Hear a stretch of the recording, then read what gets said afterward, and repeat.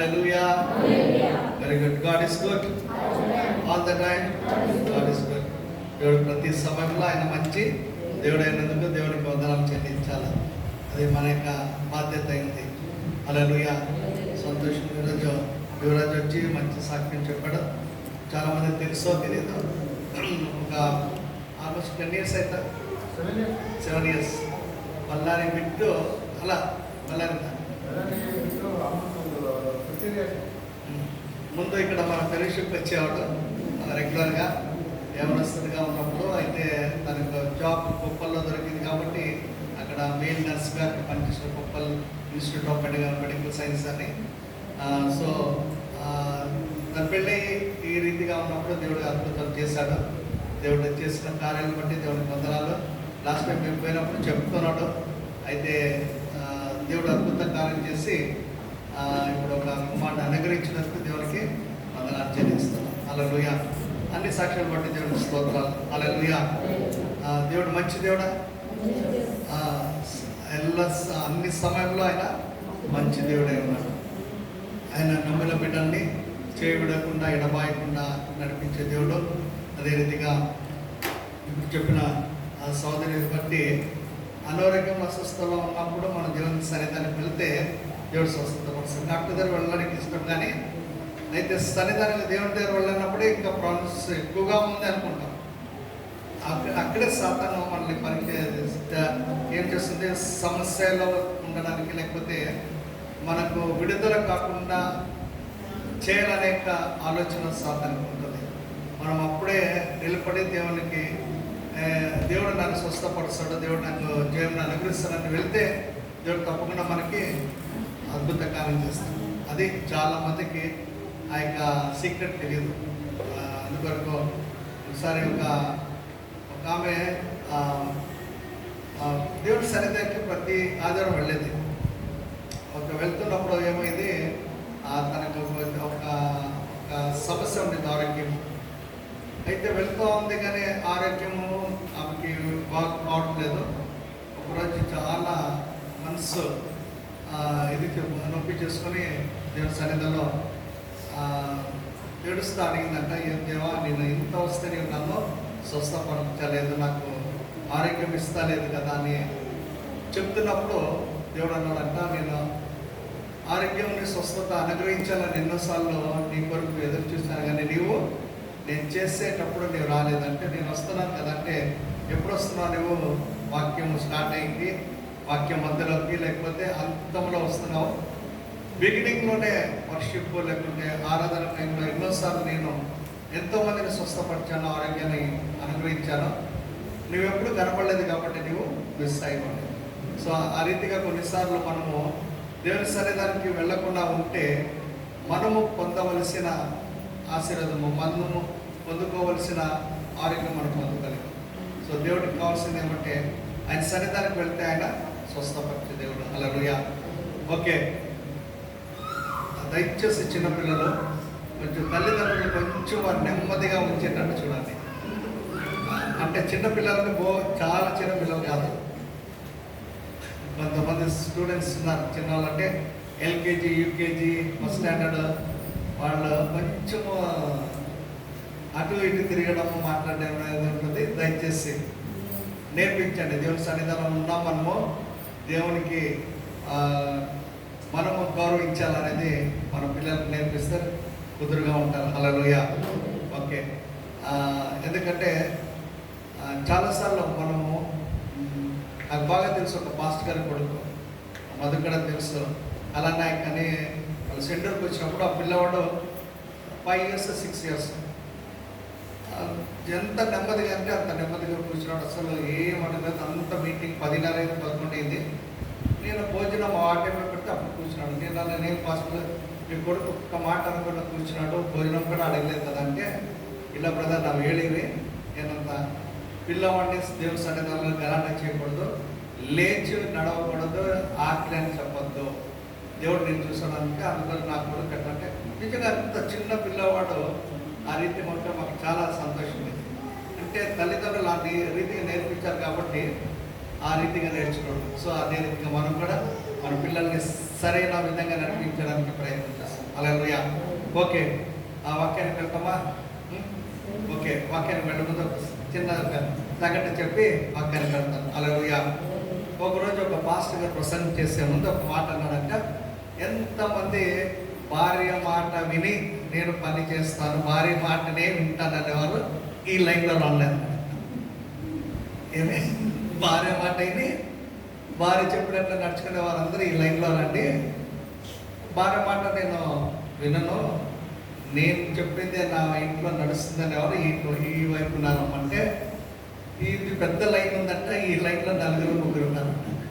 హల్లెలూయా. ఎంతమంది ఉన్నారు? ఇక్కడ పెద్ద లైన్ ఉంది, ఇక్కడ 1-2-3 ఉన్నారంట, అంతే. అటు ఇటు కాకుండా మధ్యలో ఇంకొకటి వెళ్ళిపోన్నాడు.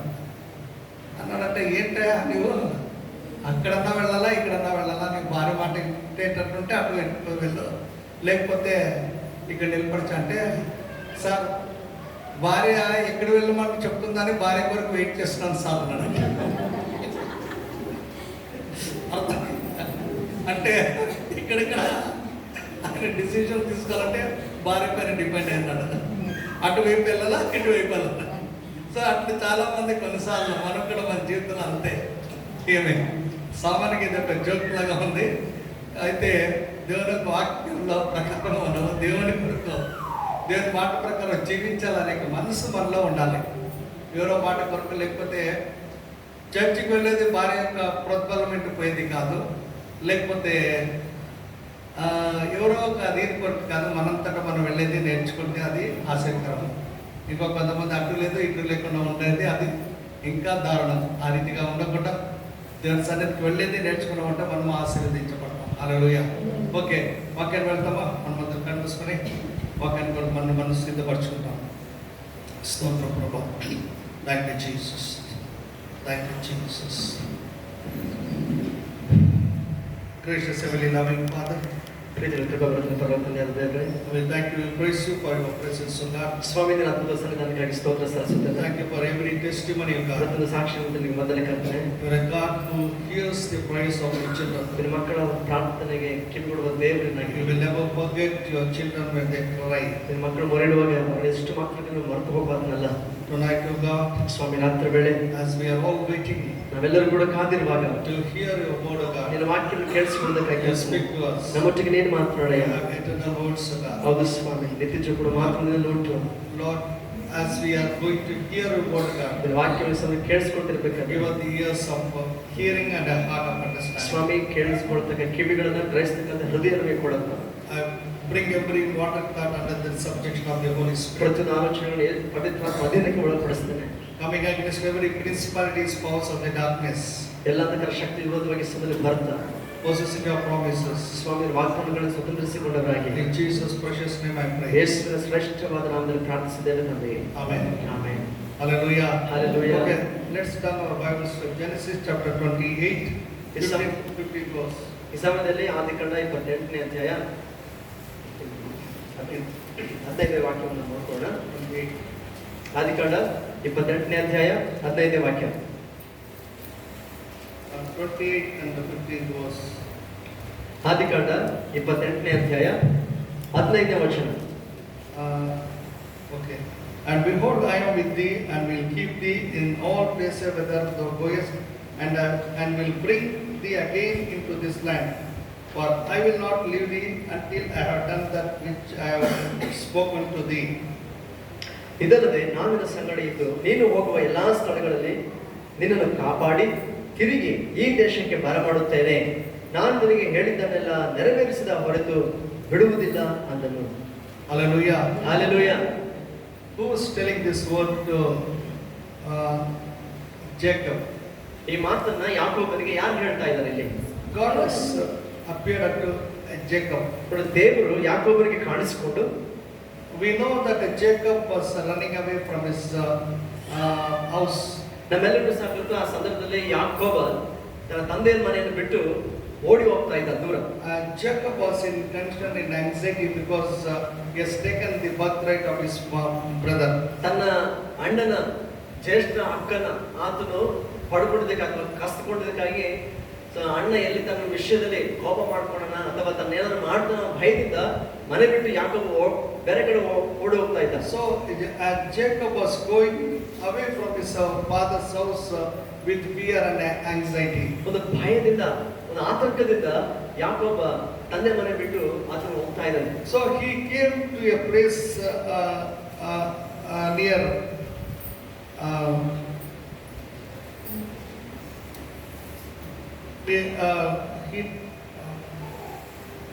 he came to Beersheba. ಹಾಗೆ ಅದನ್ನು ಹೋಗ್ತಾ Beersheba and Haran. ಆತನೇ ಈ ಪ್ರಾಂತಕ್ಕೆ ಬರ್ತಾನೆ. ಹಾರಾನ್ ಬೇರ್ಷೆಬ ಪ್ರಾಂತ ಬೇರ್ಷೆಬೆಗೆ ಬರ್ತಾನೆ. He is going from Beersheba to Haran. ಆತನು ಬೇರ್ಷೆಬದ ಮೂಲಕ ಹಾರಾನ್ ಪ್ರಾಂತಕ್ಕೆ ಹೊರಡಲಿಕ್ಕೆ ಇದ್ದಾನೆ. So he came to a place where the sun was setting down and it was dark and he wanted to take rest because it is already very dark. ತಂದೆ ಮನೆ ಬಿಟ್ಟು ಈಗಾಗಲೇ ದಾರಿ ಎಷ್ಟು ಪ್ರಯಾಣ ಮಾಡಿದ್ದಾನೆ ಮತ್ತು ಹೊತ್ತು ಮುಳುಗ್ತಾ ಬಂತು. ಈಗ ಅದು ನಿದ್ರೆ ಹೋಗೋ ಸಮಯ. ಆ ಸಮಯದಲ್ಲಿ ತಲೆ ಗಿಂಬಿಗೆ ಒಂದು ಕಲ್ಲನ್ನು ಇಟ್ಕೊಂಡು ಆತನು ಮಲಗಿ ನೋಡ್ತಾ ಇದ್ದಾನೆ. ಆ ಸ್ಥಳ Beersheba.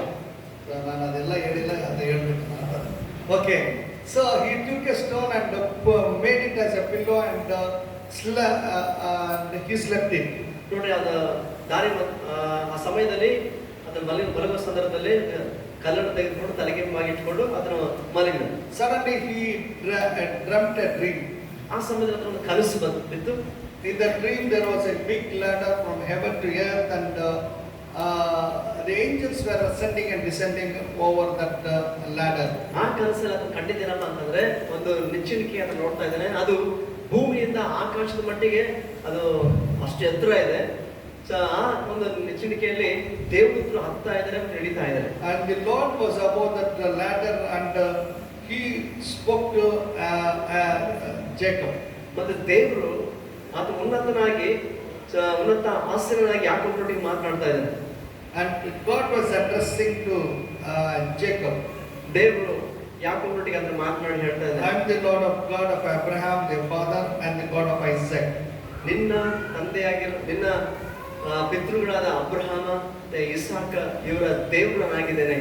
And now normally we call Abraham the God of Abraham, Isaac, and Jacob. ಸಾಧಾರಣವಾಗಿ ನಾವು ಅಬ್ರಹಾಮ ಇಸಾಕ ಯಾಕೋಬ್ಯರ ದೇವರದಾಗಿ ದೇವರು ಕರೆಯಲ್ಪಟ್ಟಿದ್ದನ್ನು ನೋಡ್ತೇವೆ. But here when God appeared to Jacob, ಇಲ್ಲಿ ದೇವರು ಯಾಕೋಬನಿಗೆ ಅಂತ ಕಾಣಿಸಿಕೊಂಡಾಗ he was addressing and telling that I am the God of Abraham, your grandfather, and the father of your father Isaac. ಈಗ ದೇವರು ಯಾಕೋಬನೊಟ್ಟಿಗೆ ಅದನ್ನು ಕಾಣಿಸ್ಕೊಂಡು ಮಾತಾಡ್ತಿರ್ಬೇಕಾದ್ರೆ ನಾನು ನಿನ್ನ ತಂದೆಯಾಗಿರುವ ಇಸಾಕನ ದೇವರು ಮತ್ತು ನಿನ್ನ ತಾತನಾಗಿರ್ತಕ್ಕಂಥ ಅಬ್ರಹಾಮನ ದೇವರು ಎಂಬುದಾಗಿ ಅದನ್ನು ತನ್ನನ್ನು ತಾನು ಪರಿಚಯ ಮಾಡ್ಕೊಳ್ತಾರೆ. God is revealing who he is before talking to Jacob. ಯಾಕೋಬನೊಟ್ಟಿಗೆ ಅದನ್ನು ಮಾತನಾಡುವ ಮೊದಲು ತಾನು ಯಾರಾಗಿದ್ದೇನೆ ಎಂಬುದನ್ನ ದೇವರು ಯಾಕೋಬನಿಗೆ ಅದನ್ನು ಪ್ರಕಟಪಡಿಸ್ಕೊಳ್ತಾ ಇದ್ದಾನೆ. Because God wanted to make Jacob also a big nation. ಯಾಕಂತಂದ್ರೆ ದೇವರು ಯಾಕೋಬನನ್ನು ಆರಿಸಿಕೊಂಡಿದ್ದಾರೆ, ಅದನ್ನು ದೊಡ್ಡ ಜನಾಂಗವಾಗಿ ಮಾಡಬೇಕೆಂಬುದಾಗಿ ದೇವರು ಬಯಸಿದ. That's why he was giving a promise that I will never leave thee until I have done that which I have spoken to thee. ಅದಕ್ಕೋಸ್ಕರ ದೇವರು ಇಲ್ಲಿ ಯಾಕೋಬನೊಟ್ಟಿಗೆ ವಾಗ್ದಾನವನ್ನು ಮಾಡ್ತಾ ಇದ್ದಾನೆ. ನಾನು ನಿನಗೆ ನುಡಿದದ್ದನ್ನೆಲ್ಲ ನೆರವೇರಿಸಿದ ಹೊರತು ನಾನು ನಿನ್ನನ್ನು ಬಿಡುವುದಿಲ್ಲ ಎಂಬುದಾಗಿ ದೇವರು ಹೇಳ್ತಾ ಇದ್ದಾನೆ. And he says that I am with thee and will keep thee in all the places that thou goest, and I will bring thee again to this land. ಮತ್ತೆ ದೇವರು ವಾಗ್ದಾನ ಮಾಡಿ ಹೇಳ್ತಿದ್ದಾರೆ, ನಾನು ನಿನ್ನ ಸಂಗಡ ಇರ್ತೇನೆ ಮತ್ತು ನೀನು ಹೋಗುವ ಎಲ್ಲಾ ಸ್ಥಳಗಳಲ್ಲಿ ನಿನ್ನನ್ನು ಕಾಪಾಡಿ ಮತ್ತು ತಿರುಗಿ ಈ ದೇಶಕ್ಕೆ ನಾನು ನಿನ್ನನ್ನು ಬರಮಾಡ್ತೇನೆ ಎಂಬುದಾಗಿ ದೇವರು ವಾಗ್ದಾನ ಮಾಡಿ. If God would have not given that promise, God would not have been with Jacob. The word of Jacob would not have been written in this Bible. ನೋಡ್ರಿ, ದೇವರು ಒಂದು ವೇಳೆ ವಾಗ್ದಾನವನ್ನು ಅದನ್ನು ಮಾಡದೆ ಹೋಗಿದ್ದಿದ್ರೆ, ದೇವರು ಯಾಕೋಬನ ಜೊತೆಗೆ ಅದನ್ನು ಇರದೆ ಹೋಗಿದ್ದಿದ್ರೆ ಇವತ್ತು ಬೈಬಲ್ ಅಲ್ಲಿ ಯಾಕೋಬನ ಹೆಸರೇ ಇರ್ತಾ ಇರಲಿಲ್ಲ. And also Jacob was obeyed. Jacob believed the word what God has spoken to him. ಅಷ್ಟು ಮಾತ್ರ ಅಲ್ಲ, ದೇವರು ತನ್ನೊಟ್ಟಿಗೆ ಏನು ಮಾತನಾಡಿ ಹೇಳಿದ್ದೋ ಆ ವಾಕ್ಯವನ್ನ ಆ ಮಾತನ್ನ ಯಾಕೋಬನು ಕೂಡ ನಂಬಿಕೆ ಇಟ್ಟ. Because of that obedience, we see that his name also been added to his father's name.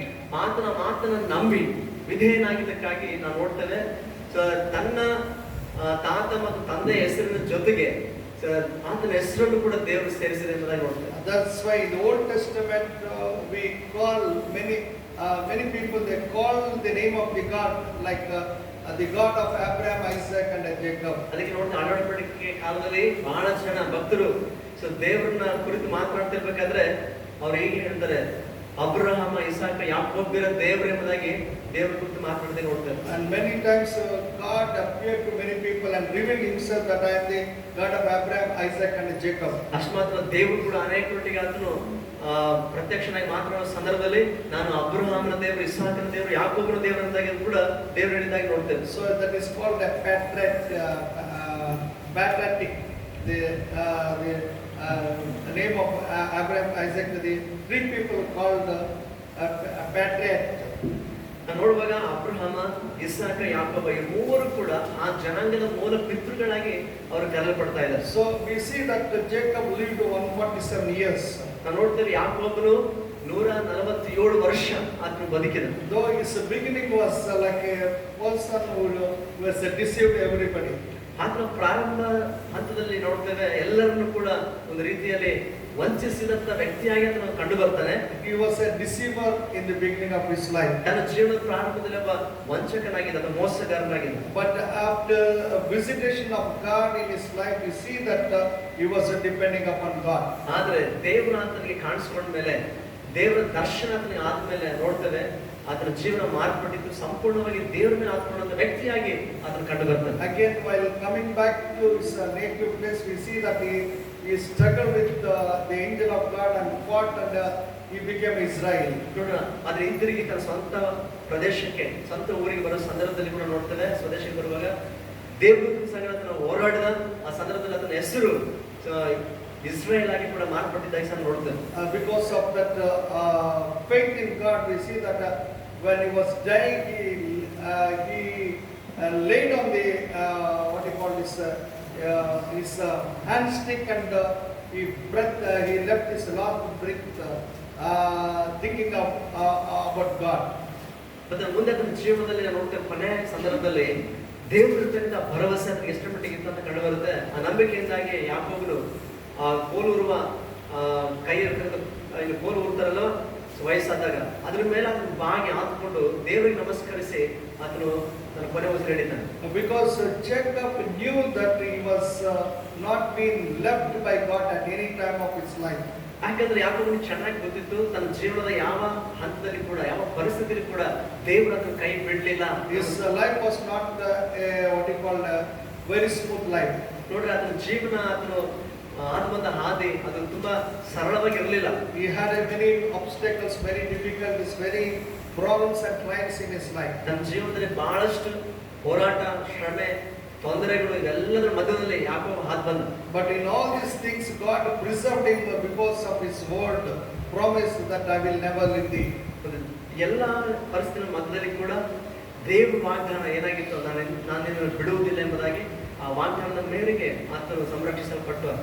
So my dear brothers and sisters, ಪ್ರಿಯ ಸಹೋದರ ಸಹೋದರಿ, God is telling the same promise to all of us. ನೋಡಿ, ಇವತ್ತು ದೇವರು ಅದೇ ಮಾತನ್ನ ನಮ್ಮೆಲ್ಲರ ಸಂಗಡ ಒಂದು ವಾಗ್ದಾನವಾಗಿ ಆತನು ಮಾತನಾಡುವಾತನಾಗಿದ್ದಾನೆ. I am the God that I will never leave thee.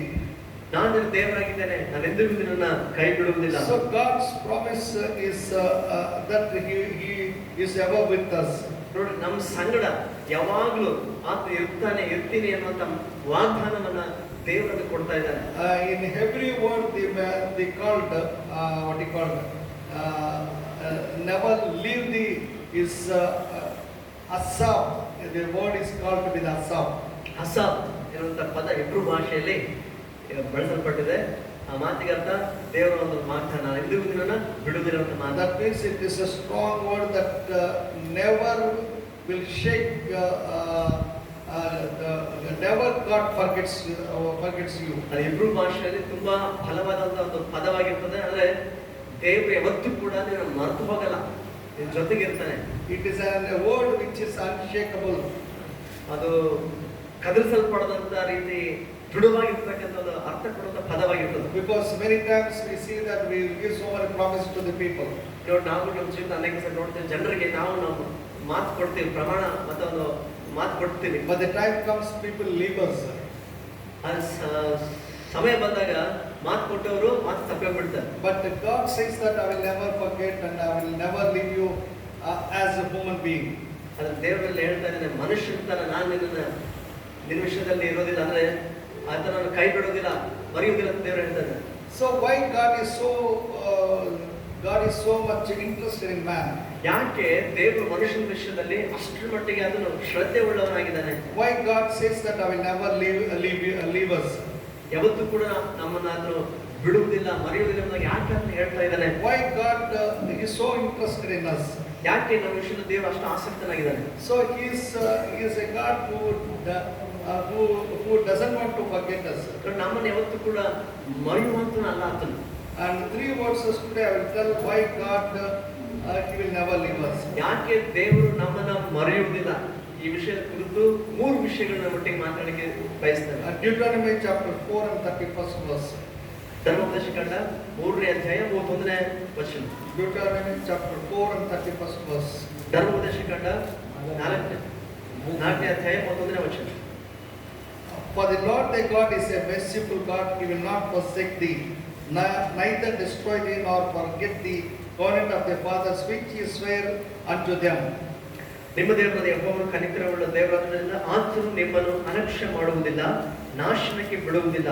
ತಾನು ನಿಮ್ಮ ಪಿತೃಗಳ ಸಂಗಡ ಪ್ರಮಾಣ ಪೂರ್ವಕವಾಗಿ ಮಾಡಿಕೊಂಡ ಒಡಂಬಡಿಕೆಯನ್ನು ಮರೆಯುವುದಿಲ್ಲ. So our God is a merciful God. ನೋಡಿ, ನಮ್ಮ ದೇವರು ಆತನು ಕರುಣೆಯುಳ್ಳ ದೇವರಾಗಿದ್ದಾನೆ. Because of his mercy we have not been consumed. ಹೌದು, ಆತನ ಕನಿಕರದ ನಿಮಿತ್ತವಾಗಿ ನಾವು ಇನ್ನೂ ಜೀವಂತವಾಗಿದ್ದೇವೆ. That's why, because his mercy is ever with us, that's why God doesn't want to destroy us. ನೋಡಿ, ಆತನ ಕರುಣೆ ನಮ್ಮ ಒಂದಿಗೆ ಇರುವುದಕ್ಕಾಗಿ ಆತ ನಮ್ಮನ್ನು ಎಂದಿಗೂ ನಾಶ ಮಾಡೋದಕ್ಕೆ ದೇವರು ಬಯಸೋದಿಲ್ಲ. So mercy, the word, it is also, every word says that Rakim means a mercy which will not shake, will not forget the grace what is upon you. ನೋಡ್ರಿ, ಇಬ್ರು ಭಾಷೆ ಕೂಡ ಈ ಕನಿಕರ ಎಂಬುದಕ್ಕೆ ರಕೀಮ್ ಎನ್ನುವಂತ ಪದ ಬಳಸಲ್ಪಟ್ಟಿದೆ. ಅಂತಂದ್ರೆ ಅದು ಕೂಡ ಬಹಳ ಬಲವಾದ ಪದ. ಆತನ ಕೃಪೆ, ಆತನ ಕರುಣೆ ಯಾವತ್ತೂ ಕೂಡ ಅವನು ಬಿಟ್ಟು ಆಗೋದಿಲ್ಲ ಎಂಬುದಾಗಿ. So God is having a mercy towards us. ದೇವರಿಗೆ ನಮ್ಮ ವಿಷಯದಲ್ಲಿ ನಮ್ಮ ಕಡೆಗೆ ಆತನು ಕನಿಕರದಿಂದ ಆತನು ಇರುವಂತನಾಗಿದ್ದಾನೆ. Because of his mercy, God always wanted to be bless us, wanted to make us happy in our life. ದೇವರು ಕನಿಕರನಾಗಿದ್ದಕ್ಕೋಸ್ಕರನೇ ಯಾವಾಗಲೂ ನಾವು ನಮ್ಮನ್ನು ಆಶೀರ್ವಾದ ಮಾಡಬೇಕು, ನಾವು ಸಂತೋಷವಾಗಿರುವಂತೆ ದೇವರು ಮಾಡಬೇಕೆಂಬುದಾಗಿ ಬಯಸ್ತಾ ಇದ್ದಾನೆ. Many times we are unworthy to receive so many blessings in our life. ನಮ್ಮ ಜೀವನದಲ್ಲಿ ದೇವರ ಅಷ್ಟು ಆಶೀರ್ವಾದ ಪಡ್ಕೊಳ್ಳೋದಕ್ಕೆ ನಮ್ಮಲ್ಲಿ ಯಾವ ಯೋಗ್ಯತೆ ಇಲ್ಲ. It is not because of our goodness or greatness or anything, but it is only because of the mercy of God. ನಮ್ಮ ಏನು ದೊಡ್ಡಸ್ತಿಕೆ ಅಲ್ಲ, ಅಥವಾ ನಮ್ಮದು ಒಳ್ಳೆತನ ಅಲ್ಲ, ಕೇವಲ ಇವತ್ತು ನಾವು ಜೀವಿಸ್ತಿರೋದು ಆತನ ಕೃಪೆ ಕರುಣೆಯಿಂದಲೇ. So his mercy will make us to receive the blessings of God in our life. ನೋಡಿ, ಆತನ ಕರುಣೆ ನಮ್ಮ ಜೀವನದಲ್ಲಿ ದೇವರ ಆಶೀರ್ವಾದವನ್ನ ನಾವು ಪಡ್ಕೊಳ್ಳುವಂತೆ ಮಾಡ್ತದೆ. It is because of the mercy of God, God sent his only begotten Son, Jesus, into the world as a ransom sacrifice for our sins. ನಮ್ಮ ಪಾಪಗಳ ಪ್ರಾಯಶ್ಚಿತ್ತ ಬಲಿಯಾಗಿ ಯೇಸು ಸ್ವಾಮಿಯನ್ನ ಈ ಲೋಕಕ್ಕೆ ಕಳುಹಿಸಿದ್ದು ಕೂಡ ನಮ್ಮ ಕಡೆಗೆ ಇರತಕ್ಕಂಥ ದೇವರ ಕರುಣೆಯಾಗಿದೆ. So today we have the salvation because of his Son Jesus Christ. ಇವತ್ತು ಆತನ ಮಗನಾಗಿರುವ ಯೇಸು ಕ್ರಿಸ್ತನ ನಿಮಿತ್ತವಾಗಿ ನಾವೆಲ್ಲರೂ ಕೂಡ ರಕ್ಷಣೆಯನ್ನ ಹೊಂದಿದವರಾಗಿದ್ದೇವೆ. Because of the mercy of God upon us, God says that I will not leave us. ನಮ್ಮ ಮೇಲಿರುವಂತ ದೇವರ ಕನಿಕರ ನಿಮಿತ್ತವಾಗಿ ದೇವರು ಹೇಳ್ತಾ ಇದ್ದಾನೆ, ನಾನು ಎಂದಿಗೂ ನಿನ್ನನ್ನ ಕೈ ಬಿಡುವುದಿಲ್ಲ, ತೊರೆಯುವುದಿಲ್ಲ ಎಂಬುದಾಗಿ. So there was to understand in a better way, I'll give one example. ಇದನ್ನು ಚೆನ್ನಾಗಿ ಅರ್ಥವಾಗ್ಲಿಕ್ಕೆ ಒಂದು ಉದಾಹರಣೆ ಕೊಡ್ತೇನೆ. In a tribal area there was a tribal leader. ಗುಡ್ಡಗಾಡು ಪ್ರದೇಶದ ಜನರ ಮಧ್ಯದಲ್ಲಿ ಒಬ್ಬ ನಾಯಕನಿದ್ದ. And there was no judge or anybody else. Whatever he says is the last verdict. ಅಲ್ಲಿ ಬೇರೆ ನ್ಯಾಯಾಧೀಶರು ನ್ಯಾಯ ತೀರಿಸರು ಯಾರು ಇರಲಿಲ್ಲ. ಈ ನಾಯಕ ಏನಿದ್ನೋ ಆ ಗುಂಪಿಗೆ ಆತನ ಏನ್ ಹೇಳ್ತಾನೋ ಅದೇ ತೀರ್ಪು. And one day they brought one person and they put him in front of him. ಒಂದು ದಿನ ಏನಾಯ್ತಂತಂದ್ರೆ ಆ ಕಾಡು ಮನುಷ್ಯರು ಒಬ್ಬ ವ್ಯಕ್ತಿ ಹಿಡ್ಕೊಂಡ್ ಬಂದು ಈ ನಾಯಕರ ಮುಂದೆ ನಿಲ್ಲಿಸ್ತಾರೆ. And he has to give a judgment. ಈಗ ಈ ವ್ಯಕ್ತಿ ತೀರ್ಪು ಕೊಡಬೇಕಾಗಿತ್ತು. And before giving the judgment, he was in tears. ಆತನು ಆ ತೀರ್ಪು ಕೊಡೋಕ್ಕಿಂತ ಮುಂಚೆ ಈ ವ್ಯಕ್ತಿಗೆ ತುಂಬಾ ಕಣ್ಣೀರಲ್ಲಿದ್ದಾನೆ. Because he cannot now give partial judgment. ಯಾಕಪ್ಪ ಅಂತಂದ್ರೆ ಆ ವ್ಯಕ್ತಿ ಮುಖ ನೋಡಿ ಇವಾಗ ಪಕ್ಷಪಾತದಿಂದ ಆತನು ತೀರ್ಪು ಕೊಡುವಂತಿಲ್ಲ. Because the person who was in front of him is only son. ಆತನ ಮುಂದೆ ತಲೆಕೊಂಡು ನಿಲ್ಲಿಸಲ್ಪಟ್ಟಂತ ವ್ಯಕ್ತಿ ಬೇರೆ ಯಾರು ಅಲ್ಲ, ಆತ ಹುಟ್ಟಿದ ಸ್ವಂತ ಮಗನೇ ಆಗಿದ್ದ. So in order to give judgment in a non-compromising, in a right way, he gave the judgment, the punishment of beating him 100 whips. ನೋಡ್ರಿ, ಆ ಸಮಯದಲ್ಲಿ ಪಕ್ಷಪಾತ ಇಲ್ಲದಂತೆ ಸರಿಯಾದಂತ ತೀರ್ಪೇ ಆತನ ಮಾಡ್ದ. ಏನಂತಂದ್ರೆ ಆ ವ್ಯಕ್ತಿ ತಪ್ಪು ಮಾಡ ಆ ವ್ಯಕ್ತಿಗೆ 100 ಏಟುಗಳು ಹೊಡಿಬೇಕು ಎಂಬುದಾಗಿ ಶಿಕ್ಷೆಯಾಗಿ ಅದು ತೀರ್ಪು ಮಾಡಿದ. So he gave that the degree. ಈ ಒಂದು ತೀರ್ಪನ್ನು ಅದನ್ನ ಕೊಟ್ಟ. And immediately it came down and said that you please beat me instead of my son. ಆದ್ರೆ ಆತನ ಏನ್ ಮಾಡ್ದ ಅಂತಂದ್ರೆ ಆ ನ್ಯಾಯಾಸನದ ಕೆಳಗೆ ಬಂದು ಜನರ ಮುಂದೆ ಆತನ ಹೇಳ್ತಾನೆ, ನನ್ನ ಮಗನ ಬದಲಾಗಿ ನನಗೆ ಹೊಡ್ರಿ ಎಂಬುದಾಗಿ ಹೇಳ್ತಾನೆ. And all the people said that how is it possible while you are not done anything? Why you have to take this all this beatings? ಅವಾಗ ಜನ ಎಲ್ಲ ಹೇಳ್ತಾ ಇದ್ದಾರೆ, ತಪ್ಪು ನೀನು ಮಾಡಿಲ್ಲಲ್ಲ, ಇದು ಹೇಗೆ ಸಾಧ್ಯ, ನಿನಗೆ ಹೇಗೆ ಹೊಡೆಯೋದು, ಎಲ್ಲ ಶಿಕ್ಷೆ ದಂಡನೆ ನಿನ್ನ ಮೇಲೆ ಹೇಗೆ ತೆಗೆದುಕೊಳ್ತಿ ಅಂತ ಕೇಳ್ತಾ ಇದ್ದಾರೆ. But according to the law, according to my this one judgment, he is to be punished and he should be given punishment. ಆದ್ರೆ ಅದು ಹೇಳ್ತಾ ಇದ್ದಾನೆ, ಹೌದು, ನ್ಯಾಯ ತೀರ್ಮಾನದ ಪ್ರಕಾರ ಇದರ ಮಗನು ಶಿಕ್ಷಿಸಲ್ಪಡಬೇಕಾಗಿದೆ. But as he cannot bear that much of beatings, I myself wanted to bear that beatings. ಆದ್ರೆ ನನ್ನ ಮಗ ಅಷ್ಟೆಲ್ಲ ದಂಡನೆಯನ್ನ ಅದನ್ನು ಹೋರ್ಲಿಕ್ಕೆ ಅದಕ್ಕೆ ಶಕ್ತಿ ಇಲ್ಲ, ಆಗೋದಿಲ್ಲ. ಅದಕ್ಕೋಸ್ಕರ ಆ ದಂಡನೆ ಏನಾಯ್ತು ನಾನು ನನ್ನ ಮೇಲೆ ತೆಗೆದುಕೊಳ್ತೀನಿ ಅಂತ ಹೇಳ್ದ.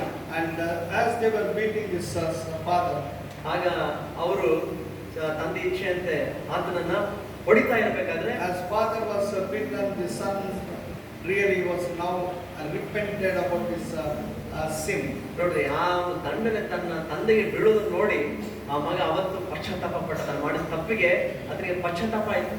And he was crying, because of me my father is bearing. ನೋಡ್ರಿ, ಆತನ ಹೋರಾಡ್ತಾ ಇದ್ದಾನೆ, ಅಯ್ಯೋ ನನಗೋಸ್ಕರ ನನ್ನ ನಿಮಿತ್ತವಾಗಿ ನನ್ನ ತಂದೆ ಆ ಶಿಕ್ಷೆನ ಆತನ ಅನುಭವಿಸ್ತಾ ಇದ್ದಾನಲ್ಲ ಅಂತೇಳಿ. It is a mercy of that father that made the son not to get that, receive that beatings. ನೋಡ್ರಿ, ತಪ್ಪು ಮಾಡಿದ ಮಗನು ಆ ದಂಡನೆಯನ್ನು ಹೊಂದಿಕೊಳ್ಳದಂತೆ ತಂದೆ ಪಡ್ಕೊಳ್ತಾ ಇದ್ದಾನಲ್ಲ, ಅದೇನ್ ತೋರಿಸ್ತಂದ್ರೆ ಮಗನ ಮೇಲೆ ತಂದೆಗೆ ಇರ್ತಕ್ಕಂಥ ಒಂದು ಕನಿಕರ. So in the similar way, today you and I would have gone to that extent of receiving punishment for our sins, but Jesus came, Christ came into the world in order to bear our sin, and he carried everything and he died for us and made a way for us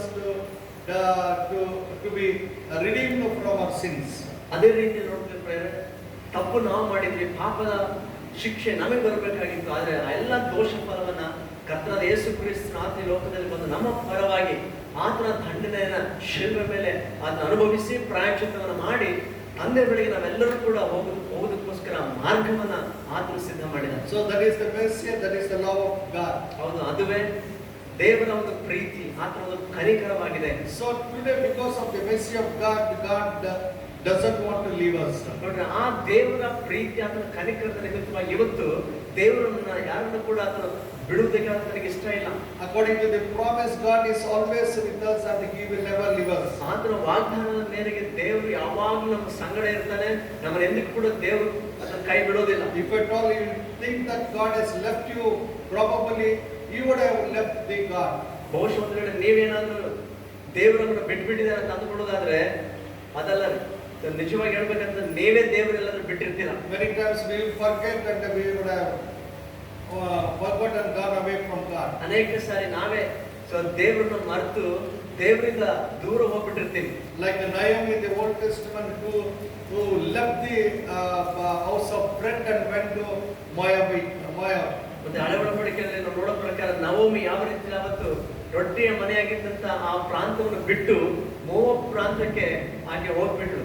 So many times we the believers and Christians, sometimes we make the same mistakes and we go away because of some reasons, some problems in our life, and sometimes the only things are somebody's promises we believe in, we'll go away from God. ಅನೇಕ ಸಲ ನಾವು ಕೂಡ ನಮ್ಮ ಜೀವನದಲ್ಲಿ ವಿಶ್ವಾಸಿಗಳಾಗಿ ಸಮಸ್ಯೆಗಳು ಕಷ್ಟಗಳು ಎದುರಾಗುವಾಗ ದೇವರನ್ನ ಬಿಟ್ಟು ಲೋಕದ ದಾರಿ ಯಾವ್ದಾದ್ರು ಮಾತು ಕಟ್ಕೊಂಡು ನಾವು ಹೋಗ್ಬಿಡ್ತೀವಿ. But God never leaves us, but God always waits for us. ಆದ್ರೆ ದೇವರು ನಮ್ಮನ್ನ ಕೈ ಬಿಡೋದಿಲ್ಲ, ಮರೆಯೋದಿಲ್ಲ, ಬದಲಾಗಿ ಅದ್ರ ಬಳಿಗೆ ನಾವು ಹಿಂದಿರುಗಿ ಬರ್ತೇವೆ ಅನ್ನೋದಾಗಿ ಅದನ್ನು ನಮಗೋಸ್ಕರ ಎದುರು ನೋಡ್ತಾನೆ. Like the prodigal son, we know that when he left the house, father didn't go in search of that person, but he was waiting that the person, the son has to come back with a repentant heart. ನಾವು ನೋಡ್ತೀವಲ್ಲ, ಮನೆಯಿಂದ ತಪ್ಪಿ ಹೋಗಿರ್ತಕ್ಕಂಥ ಮಗ ಆತನ ವಿಷಯದಲ್ಲಿ ಅದೆಷ್ಟೇ ದೂರ ಹೋಗಿದ್ರು ಕೂಡ ತಂದೆ ಮಾತ್ರ ಆ ಮಗ ಪಶ್ಚಾತ್ತಾಪದಿಂದ ತಿರುಗಿ ಬರ್ತಾನೆ ಅಂತ ಹೇಳಿ ಅದನ್ನ ದಿನ ಎದುರು ನೋಡ್ತಾ He ಇದ್ದ. knew that my son has left the house knowingly. ಅದಕ್ಕೆ ಗೊತ್ತಿತ್ತು, ನನ್ನ ಮಗ ಗೊತ್ತಿದ್ದೆ ಮನೆಯನ್ನು ಬಿಟ್ಟು ಹೋಗಿದ್ದಾನೆ. And I cannot force him to come back, but let him come back with his own, because he will, when he comes back, he knows the love and the mercy of the father. ಹೀಗಿರುವಾಗ ನಾನು ಮತ್ತೆ ತಿರುಗಿ ನನ್ನ ಹತ್ರ ಮಗ ಬರ್ಬೇಕಂತ ಒತ್ತಾಯ ಮಾಡಕ್ಕಾಗಲ್ಲ.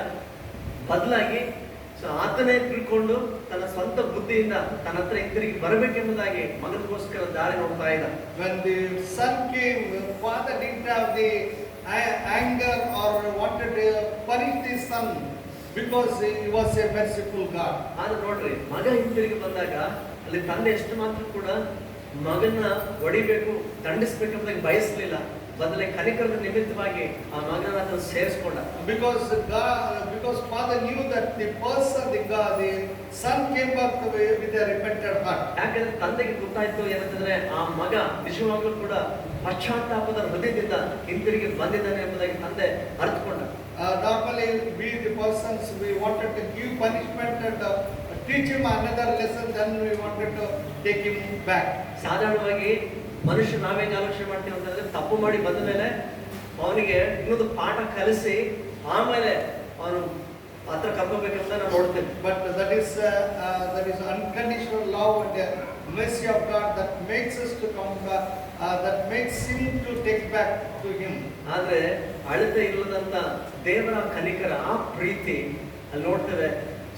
ಅದೆಷ್ಟು ತಪ್ಪು ಮಾಡಿದ್ರು ಕೂಡ ಪಶ್ಚಾತ್ತಾಪ ಬರುವಾಗ ಆತನನ್ನ ತನ್ನ ಹತ್ತಿರಕ್ಕೆ ಸೇರಿಸ್ಕೊಳ್ತು. So Jesus, when he was on the earth, ನೋಡ್ರಿ, ಯೇಸು ಸ್ವಾಮಿ ಆತ ಈ ಲೋಕದಲ್ಲಿ ಆತ ಇದ್ದಾಗ, so he moved with compassion when people came. ಅಲ್ಲಿ ವಾಕ್ಯದಲ್ಲಿ ಬರೆಯಲ್ಪಟ್ಟಿದೆ, ಜನರ ಸಮೂಹವನ್ನು ನೋಡುವಾಗ ಕನಿಕರದಿಂದ ಆತ ಚಲಿಸಿದ. So Mark chapter 1 and 41 verse. ಮಾರ್ಕನ ಸುವಾರ್ತೆ 1ನೇ ಅಧ್ಯಾಯ 41ನೇ ವಚನ. We see that there is a person with leprosy came. ಅಲ್ಲಿ ಕುಷ್ಠ ರೋಗದಿಂದ ಒಬ್ಬ ವ್ಯಕ್ತಿ ಯೇಸು ಸ್ವಾಮಿ ಬಳಿಗೆ ಬಂದನ್ನು ನೋಡ್ತಾರೆ. And 40th there came a leper to him, beseeching him, kneeling down to him, saying unto him, if thou wilt, thou canst make me clean. And Jesus, moved with compassion, put forth his hand and touched him, and said unto him, I will be thou clean.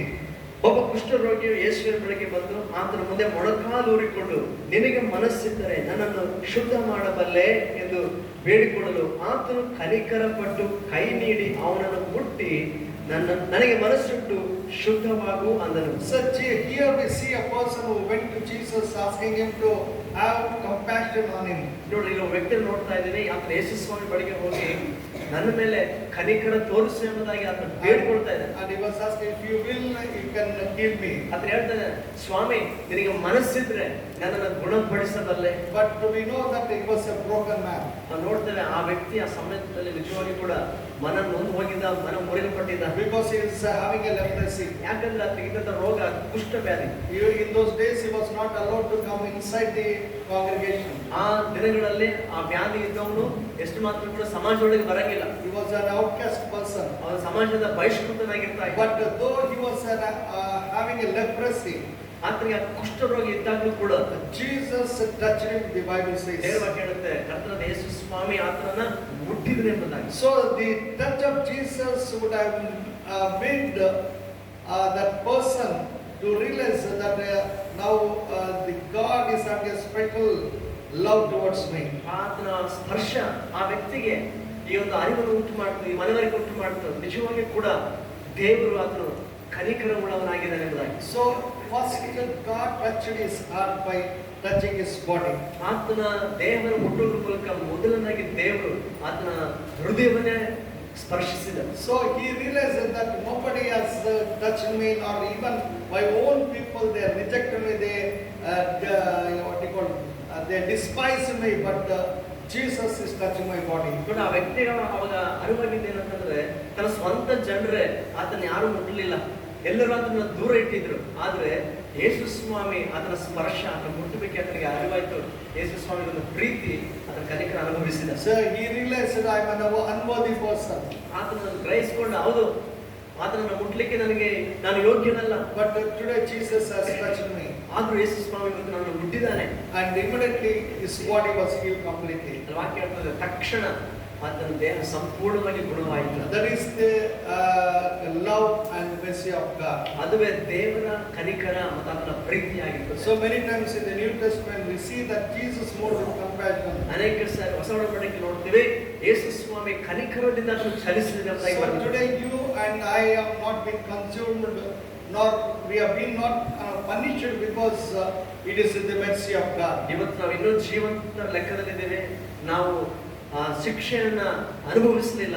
ಕಾರಣ ಏನಂತಂದ್ರೆ ಕೇವಲ ಆತನ ಕನಿಕರ, ಆತನ ದಯೆಯಾಗಿದೆ. And today also God is giving that promise and making him to understand his promise that he will never leave us at any time. ಇವಾಗಲೂ ಕೂಡ ದೇವರು ಅದೇ ವಾಗ್ದಾನವನ್ನ ಎಂದಿಗೂ ಕೂಡ ನಾನು ಬಿಡುವುದಿಲ್ಲ, ತೊರೆಯುವುದಿಲ್ಲ ಎಂಬುದಾಗಿ ಮಾತನಾಡ್ತಾ ತನ್ನ ವಾಗ್ದಾನವನ್ನು ಮತ್ತೊಂದು ಸಾರಿ ನಮ್ಮ ನೆನಪಿಗೆ ತರ್ತಾ ಇದ್ದಾನೆ. Many times we have what you call disappointment, discouragement. So many times depression will make us to think that God is not caring me nor loving me.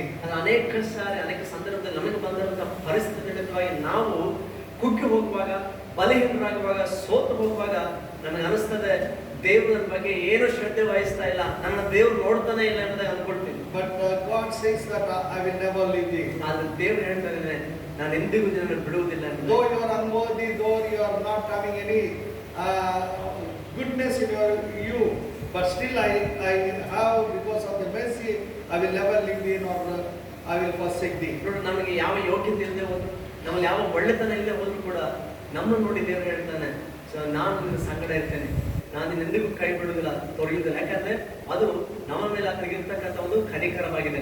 So how many times we say to God that God, I will never forget you nor leave you. ಅಂದ್ರೆ ಎಷ್ಟು ಸಾರಿ ಮತ್ತೆ ನಾವು ದೇವ್ರ ವಿಷಯದಲ್ಲಿ, ದೇವರೇ ಇಂಥ ಕನಿಕರ ತೋರಿಸುವ ನನ್ನ ವಿಷಯದಲ್ಲಿ ನಾನು ಕೂಡ ಎಂದಿಗೂ ನಾನೇ ಬಿಟ್ಟು ಹೋಗಲ್ಲಪ್ಪ, ನಾನು ಎಂದಿಗೂ ಮರೆತು ಹೋಗಲ್ಲ ಅಂದ್ರೆ ನಾವು ದೇವರಿಗೆ ಮಾತಾಡ್ಕೊಡ್ತಾ ಇದ್ದೀವಿ. Many times we will be with God and we worship him when we are blessed or we have everything. ನೋಡಿ, ಯಾವಾಗ ನಮ್ಮ ಜೀವನದಲ್ಲಿ ಆಶೀರ್ವಾದ ನೋಡ್ತೀವೋ, ನಾವು ಅನ್ಕೊಂಡಾಗ ಎಲ್ಲ ಚೆನ್ನಾಗಿದ್ದಾಗ ಅವಾಗ ನಾವು ದೇವ್ರನ್ನ ಆರಾಧಿಸ್ತೀವಿ, ದೇವ್ರನ್ನ ಸ್ತುತಿಸ್ತೀವಿ. We think that when everything is good, then only God is loving us.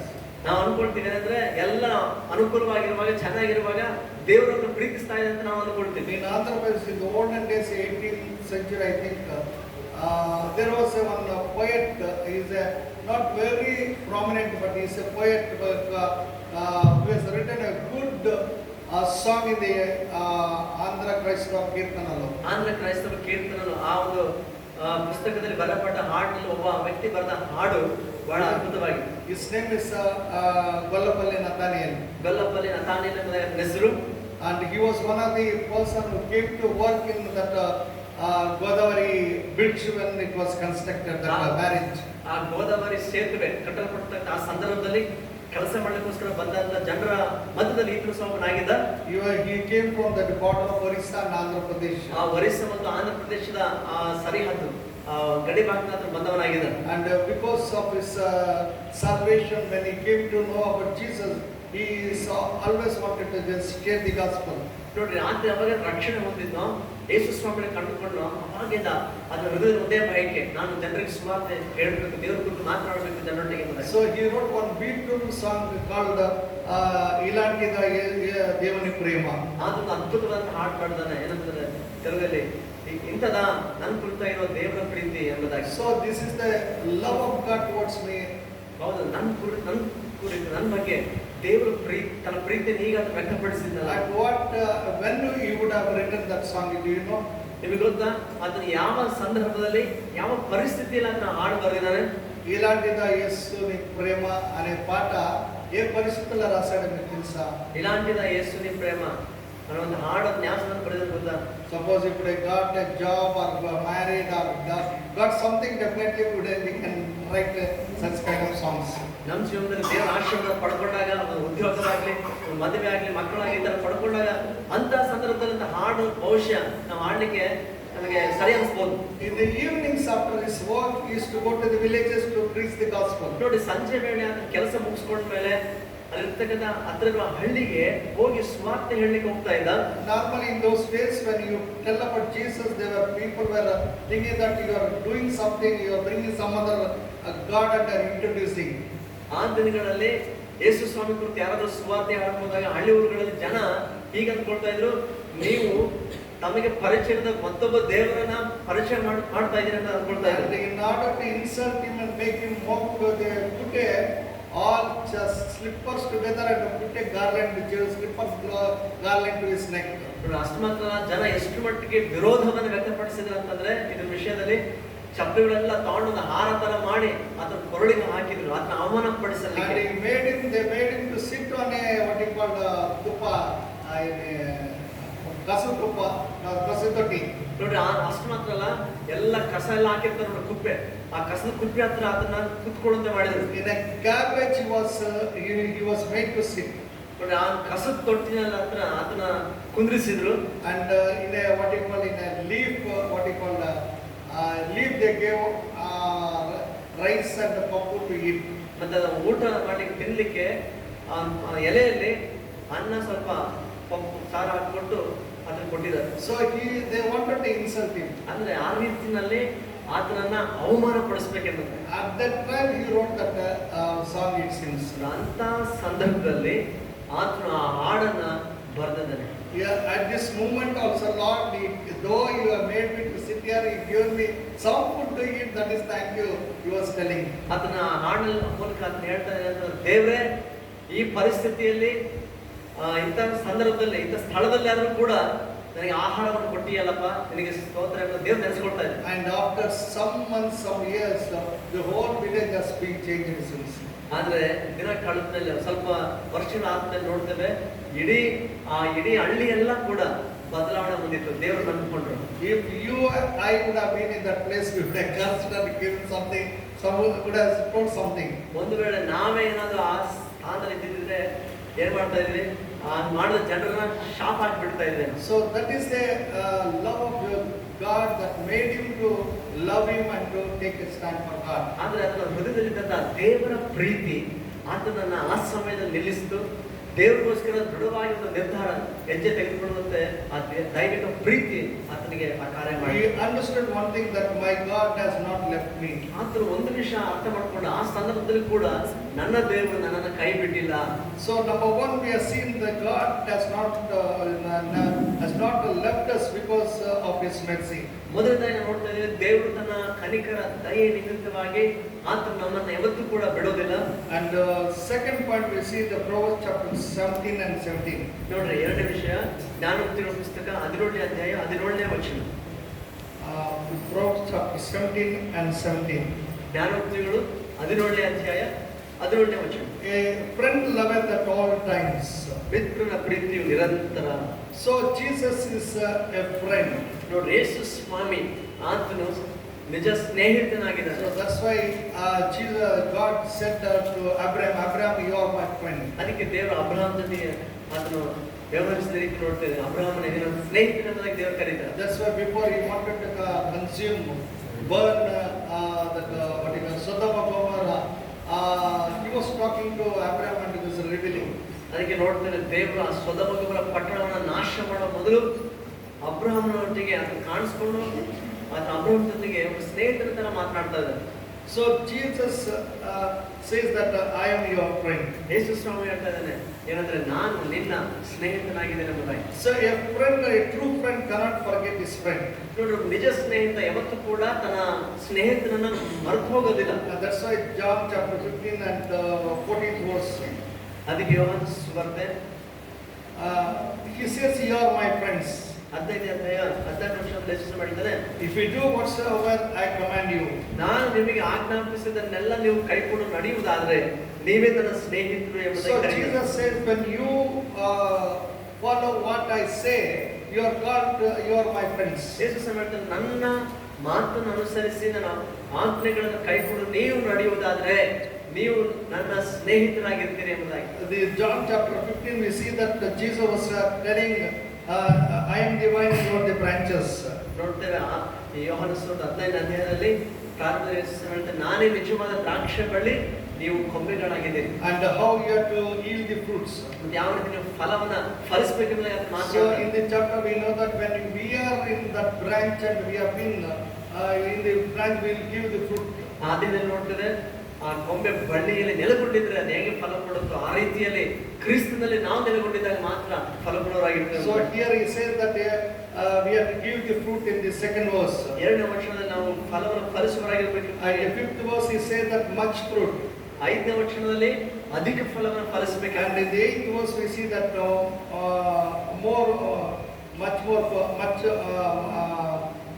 more fruit and much more fruit. 8ನೇ ವಚನದಲ್ಲಿ ಅತ್ಯಧಿಕವಾಗಿರ್ತಕ್ಕಂಥ ಫಲವನ್ನು ನೀವು ಇನ್ನೂ ಹೆಚ್ಚಾಗಿ ಬಹಳ ಫಲ ಫಲಿಸಬೇಕೆಂಬುದಾಗಿ. So God expects us to give more fruits in our life. ಅದು ನಮ್ಮ ಜೀವನದಲ್ಲಿ ನಾವು ಇನ್ನೂ ಹೆಚ್ಚಿನ ಫಲವನ್ನು ಫಲಿಸುವರಾಗಿರ್ಬೇಕೆಂಬುದಾಗಿ ದೇವರು ಬಯಸ್ತಾ ಇದ್ದಾರೆ. So when we are like friends, God will never forget us. ಅಂದ್ರೆ ದೇವರಿಗೆ ನಾವು ಸ್ನೇಹಿತರಾಗಿರುವಾಗ ಅದನ್ನ ಯಾವತ್ತೂ ಕೂಡ ನಮ್ಮನ್ನು ಮರೆತು ಹೋಗೋದಿಲ್ಲ. So that's why Jesus said that love your God with your all mind, heart and soul. ಅದಕ್ಕೆ ಯೇಸು ಸ್ವಾಮಿ ಹೇಳ್ತಾರೆ ಏನಂತ, ನಿನ್ನ ದೇವರಾಗಿರುವ ಕರ್ತನನ್ನು ನಿನ್ನ ಪೂರ್ಣ ಹೃದಯದಿಂದ, ಪೂರ್ಣ ಮನಸ್ಸಿನಿಂದ, ಪೂರ್ಣ ಬುದ್ಧಿಯಿಂದ ಅದನ್ನು ಪ್ರೀತಿಸು. In the Old Testament we have the 10 commandments, but in the New Testament God made 2 commandments very easy to understand. ಹಳೆ ಒಡಂಬಡಿಕೆಯಲ್ಲಿ 10 ಆಜ್ಞೆಗಳಿದಾವೆ. ಅದನ್ನೇ ಹೊಸ ಒಡಂಬಡಿಕೆಯಲ್ಲಿ ನಮಗೆ ಇನ್ನೂ ಸ್ಪಷ್ಟವಾಗಿ ಅರ್ಥ ಆಗ್ಲಿಕ್ಕೋಸ್ಕರ ದೇವರು 2ನೇ ಆಜ್ಞೆಗಳಲ್ಲಿ ಅದನ್ನ ತೋರ್ಪಡಿಸಿದ್ದಾರೆ.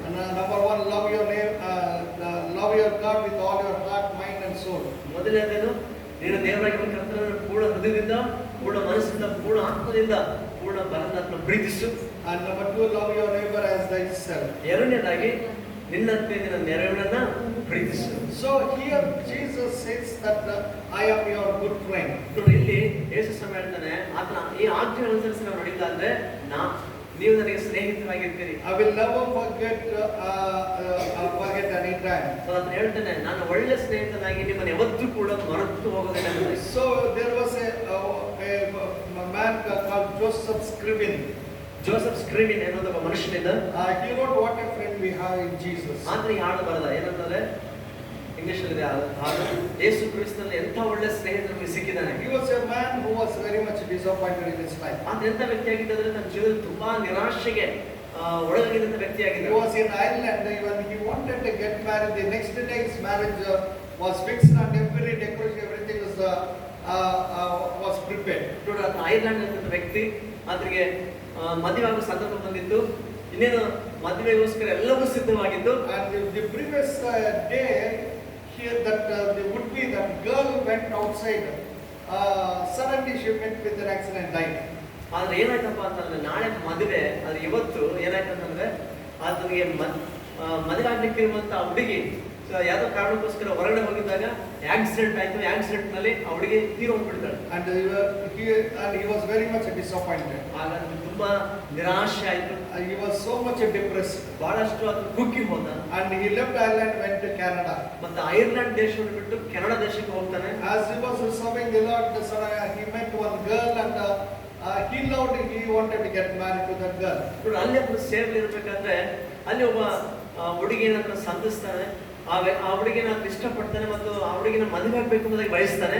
And suddenly, before the marriage, suddenly this girl became serious, and when she was tested, they found that she was having a cancer. Within 1 week, she is going to die. ಇನ್ನೇನು ಮದುವೆ ಆಗ್ಬೇಕಾಗಿತ್ತು. ಆ ಸಂದರ್ಭದಲ್ಲಿ ಇದಕ್ಕಿದ್ದಾಗೆ ಆ ಹುಡುಗಿ ಅಸ್ವಸ್ಥತೆಯಾಗಿ ಕಾಯಿಲೆಗೆ ಬೀಳ್ತಾಳೆ. ಮತ್ತೆ ಹೋಗಿ ಪರೀಕ್ಷೆ ಮಾಡ್ಕೊಂಡಾಗ ಗೊತ್ತಾಗುತ್ತೆ ಆ ಹುಡುಗಿ ಕ್ಯಾನ್ಸರ್ ಇದೆ. ಇನ್ನೇನು 10 ದಿನಗಳಲ್ಲಿ ಆ ಹುಡುಗಿ ತೀರಿ ಹೋಗ್ತಾಳೆ.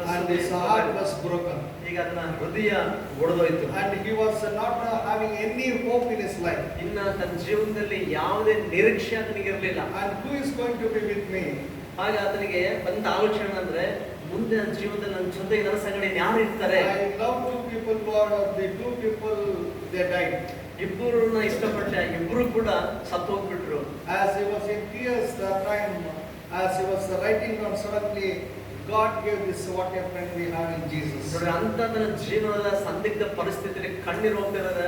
ಆ ಸಮಯದಲ್ಲಿ ದೇವರು ಪ್ರೇರಣೆ ಕೊಟ್ಟ. ಅವಾಗ ಅದ್ರ ಅರ್ಥ ಆಯ್ತು, ನಿಜವಾದ ಸ್ನೇಹಿತ ಯೇಸು ಎಂಬುದಾಗಿ. ಅವಾಗ ಆ ಹಾಡು ಬರೀತಾರೆ. When he wrote that the song, ಆತನ ಹಾಡು ಬರೆದಾಗ he had a full on assurance on confidence that and Jesus is like a friend to me. Why I have to fear for anything? ನೋಡ್ರಿ, ಅದಕ್ಕೆ ಬಂದಂತದ ಭರವಸೆ ಏನಂತಂದ್ರೆ, ಆ ಹಾಡು ಬರೆಯೋ ಸಂದರ್ಭದಲ್ಲಿ ಯೇಸು ಕ್ರಿಸ್ತನೇ ನನಗೆ ಸ್ನೇಹಿತನಾಗಿರ್ಬೇಕಾದ್ರೆ ನಾನು ಯಾವುದಕ್ಕೆ ಭಯ ಪಡ್ಲಿ, ಯಾವುದಕ್ಕೆ ನಾನು ಚಿಂತಿಸ್ಲಿ?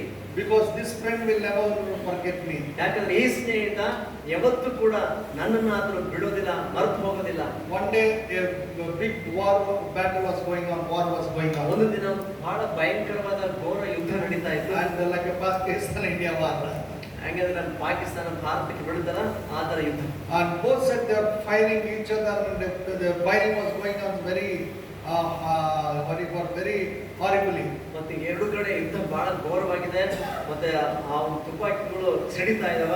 And suddenly one person was wounded in that battle. ಆ ಇದಕ್ಕಿದ್ದಾಗ ಆ ಯುದ್ಧದಲ್ಲಿ ಒಬ್ಬ ವ್ಯಕ್ತಿ ಗಾಯಗೊಂಡ. And he was in a pit actually. On the ಕುಣಿನಲ್ಲಿದ್ದ. ಆತನ ಆ ಸಂದರ್ಭದಲ್ಲಿ ಕುಣಿಯಲಿದ್ದ. Because of the bullet he fell down into a small pit. ಆ ಬುಲೆಟ್ ಬಂದು ಬಿದ್ದಾಗ ಆತನ ಕುಣಿಯಲ್ಲಿ ಬಿದ್ದೋಗ್ಬಿಡ್ದ. And his body was wounded with the bullets. ಆ ಬುಲೆಟ್ ಏಟಿನಿಂದ ತನ್ನ ದೇಹಕ್ಕೆ ಗಾಯ ಆಗಿರ್ತದೆ. And he was in a last breath, and he knows that he is going to die. ಆತ ಏನು ಕೊನೆಯ ಉಸಿರಿನ ಸಂದರ್ಭದಲ್ಲಿ ಆತನಿಗೆ ಅರ್ಥ ಆಗ್ತು, ನಾನು ಬದುಕೋದಿಲ್ಲ, ಸತ್ತು ಹೋಗ್ತೇನೆ ಅಂತ. All his friends they are fighting, they are all the firing. ಮತ್ತೆಲ್ಲ ಜೊತೆಗಾರರು ಯುದ್ಧ ಮಾಡ್ತಾ ಇದ್ದಾರೆ. ಅವರು ಬಂದೂಕು ತಗೊಂಡು ಏನು ಬುಲೆಟ್ಗಳನ್ನ ಸಿಡಿಸ್ತಾ ಇದ್ದಾರೆ, ವೈರಿಗಳ ಜೊತೆ ಕಾದಾಡ್ತಾ ಇದ್ದಾರೆ. Suddenly one soldier he thought, okay, I will go and bring this my friend. ಇದಕ್ಕಿದ್ದಾಗ ಆತನ ಜೊತೆಗಾರರಲ್ಲಿ ಒಬ್ಬ ನನ್ನ ಸ್ನೇಹಿತ ಈ ವ್ಯಕ್ತಿ ಪರಿಸ್ಥಿತಿ ನೋಡ್ಬಿಟ್ಟು ಆತನ ಅಲ್ಲಿಂದ ಹೊರಗೆ ತರಬೇಕೆಂಬುದಾಗಿ ಆತನ ಬಯಸಿದ. And immediately this captain told, don't go, you will be fired because the cross firing is going on very heavily. ಆ ಸಮಯದಲ್ಲಿ ಅವನು ಸೈನ್ಯದ ನಾಯಕರು ಹೇಳ್ತಾ ಇದ್ದಾನೆ ಈ ವ್ಯಕ್ತಿಗೆ, ಹೋಗ್ಬೇಡ ಈ ಸಮಯದಲ್ಲಿ, ಯಾಕಂದ್ರೆ ಆ ಕಡೆಯವರು ಕೂಡ ಏನು ಬಂದೂಕಿನಿಂದ ಶೂಟ್ ಮಾಡ್ತಾ ಇದ್ದಾರೆ, ನೀನು ಹೋದ್ರೆ ನಿನ್ನ ಪ್ರಾಣಕ್ಕೆ ಅಪಾಯ ಅಂತ ಹೇಳ್ದ. But this man he has not listened, but he crawled and went to that friend. ಆದ್ರೆ ಈ ಸ್ನೇಹಿತ ಆ ಮಾತನ್ನ ಕೇಳಿಸ್ಕೊಳ್ಳಿಲ್ಲ, ಬದಲಾಗಿ ಆತ ಹುಡುಕೊಂತ ತನ್ನ ಸ್ನೇಹಿತರು ಬಿದ್ದಿದ್ದಲ್ಲ ಕುಣಿಯಲ್ಲಿ ಆತ ಹತ್ರಕ್ಕೆ ಹೋಗ್ತಾನೆ. And the wounded soldier, when he saw, immediately told, my friend, I know you will never leave me. ಆ ಸಮಯದಲ್ಲಿ ಆ ಗಾಯಪಟ್ಟಲ್ಲಿ ಬಿದ್ದಿತ್ತಲ್ಲ, ಈ ತನ್ನ ಸ್ನೇಹಿತನನ್ನು ನೋಡಿದ ತಕ್ಷಣ ಆತನ ಈ ಮಾತು ಹೇಳ್ತಾನೆ, ನನಗೆ ಗೊತ್ತಿತ್ತು ನನ್ನ ಸ್ನೇಹಿತನೇ, ನೀನು ನನ್ನ ಈ ಪರಿಸ್ಥಿತಿಯಲ್ಲಿ ಎಂದಿಗೂ ಬಿಡೋದಿಲ್ಲ ಅಂತ ನನಗೆ ಗೊತ್ತಿತ್ತು. And he told that I have hope that I will live again because somewhat you are there and you will help me. ಇವಾಗ ಆ ಮನುಷ್ಯ ಯಾವಾಗಾದ್ರೂ ನೋಡಿದ್ನು ತನ್ನ ಸ್ನೇಹಿತನನ್ನ, ಇದ್ರೊಳಗೆ ನಿರೀಕ್ಷೆ ಬಂತು. ಏನಂತ ನಾನು ಹೇಳ್ತಾ ಇದ್ದೇನೆ, ನಾನು ನಿನ್ನ ಬದುಕ್ತೀನಿ ಅನ್ನೋ ಆಸೆ ಬರ್ತಾ ಇದೆ. So immediately he carried that person with that great difficulty. ಬಹಳ ಕಷ್ಟಪಟ್ಟು ತನ್ನ ಸ್ನೇಹಿತನನ್ನ ನಾನು ಒತ್ಕೊಂಡ. And immediately he was admitted in the hospital. That soldier was recovered. ಮತ್ತೆ ಈ ತನ್ನ ಸ್ನೇಹಿತನ ನಿಮಿತ್ತವಾಗಿ ಆ ಗಾಯಗೊಂಡ ಸ್ನೇಹಿತರು ಆಸ್ಪತ್ರೆಯಲ್ಲಿ ಚಿಕಿತ್ಸೆ ಪಡೆದು ಆತನು ಬದುಕಿದ. So that is the love of the friend. ನೋಡ್ರಿ, ಅದು ಸ್ನೇಹಿತನ ಒಂದು ಪ್ರೀತಿಯಾಗಿರ್ತದೆ. That kind of a friend we have in Jesus. ಮತ್ತೆ ನೋಡ್ತೇವೆ ಯೇಸು ಕ್ರಿಸ್ತನಲ್ಲಿ ನಮಗೆ ದೊರೆತಂತ ಸ್ನೇಹಿತ ಅಂತ ಒಳ್ಳೆ ಸ್ನೇಹಿತನಾಗಿದ್ದಾನೆ. So my dear brothers and sisters, ನನ್ನ ಪ್ರಿಯ ನನ್ನ ಸಹೋದರ ಸಹೋದರಿ, Jesus will never leave us even at the time of our death. ನಮ್ಮ ಮರಣದ ಪರಿಸ್ಥಿತಿಯಲ್ಲಿ ಕೂಡ ನಮ್ಮ ಯೇಸು ಸ್ವಾಮಿ ಯಾವತ್ತೂ ನಮ್ಮನ್ನ ಹತ್ರ ಬಿಡೋದಿಲ್ಲ. So second is because he is like a friend, he will never leave us. ಎರಡನೇ ವಿಷಯ ನೋಡಿದ್ವಿ ಇದುವರೆಗೆ, ಆತನು ನಮಗೆ ನಿಜ ಸ್ನೇಹಿತನಾಗಿರೋದಕ್ಕೋಸ್ಕರ ದೇವರು ಯಾವತ್ತೂ ತನ್ನ ಮಕ್ಕಳನ್ನ ಬಿಡೋದಿಲ್ಲ. Number one, because of his mercy, he will never leave us. ಮೊದಲನೇದಾಗಿ ಆತನು ಕನಿಕರವುಳ್ಳವನಾಗಿರೋದ್ರಿಂದ ನಮ್ಮ ಮೇಲೆ ತನ್ನ ಕನಿಕರದಿಂದ ದೇವರು ನಮ್ಮನ್ನು ಬಿಡೋದಿಲ್ಲ. Last verse I will tell and I will finish off. Jeremiah chapter 30, verse 3. ಮೂರನೇ ವಚನ ಹೇಳಿ ಮುಗಿಸ್ತೇನೆ. ಯೆರೆಮೀಯ ಗ್ರಂಥ 31ನೇ ಅಧ್ಯಾಯ 3ನೇ ವಚನ. The Lord hath appeared of old unto me, saying, I have loved thee with an everlasting love. Therefore with the love kindness have I drawn thee. ದೇವರು ವಾಕ್ಯ ಹೇಳ್ತದೆ, ಯೆಹೋವನು ದೂರದಿಂದ ಬಂದು ಅದಕ್ಕೆ ದರ್ಶನ ಕೊಟ್ಟು ಹೀಗನ್ನುವನು, ನಾನು ನಿನ್ನನ್ನು ಪ್ರೀತಿಸಿರುವುದು ಶಾಶ್ವತ ಪ್ರೇಮದಿಂದಲೇ, ಆದ ಕಾರಣ ನಿನ್ನನ್ನು ಮಮತೆಯಿಂದ ಸೆಳೆದುಕೊಂಡಿದ್ದೇನೆ.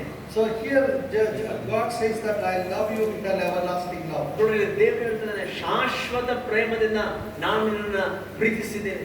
Because of his everlasting love, that's why God doesn't want to forget us. ನೋಡ್ರಿ, ಆತನ ತನ್ನ ಶಾಶ್ವತ ಪ್ರೇಮ ನಮ್ಮ ಮೇಲೆ ಆತನಿಗೆ ಇರೋದ್ರಿಂದ ದೇವರು ಯಾವತ್ತೂ ಕೂಡ ನಮ್ಮನ್ನು ಮರೆತು ಹೋಗೋದಿಲ್ಲ. So with that love, I will never leave you at any time. ದೇವರು ಹೇಳ್ತಾನೆ, ಆ ಒಂದು ಪ್ರೀತಿಯಿಂದ ನಾನು ಯಾವತ್ತೂ ಕೂಡ ನಿನ್ನನ್ನ ಬಿಡುವುದಿಲ್ಲ ಮತ್ತು ನಿನ್ನನ್ನು ಮರೆತು ಹೋಗೋದಿಲ್ಲ.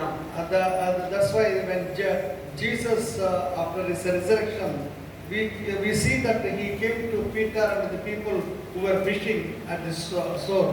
ನಾವು ನೋಡ್ತೀವಲ್ಲ, ಯೇಸು ಸ್ವಾಮಿ ಪುನರುತ್ಥಾನದ ನಂತರ ಶಿಷ್ಯರು ತಮ್ಮ ವೃತ್ತಿಗೆ ಹಿಂತಿರುಗಿ ಹೋಗಿದ್ದ ಸಂದರ್ಭದಲ್ಲಿ ಆ ದಡದ ಹತ್ರ ಯೇಸು ಅವರಿಗೋಸ್ಕರ ಅದನ್ನ ಕಾದು ನಿಂತಿದ್ದಾರೆ. And when they found, ultimately they recognized Jesus when he was serving the fish and the bread.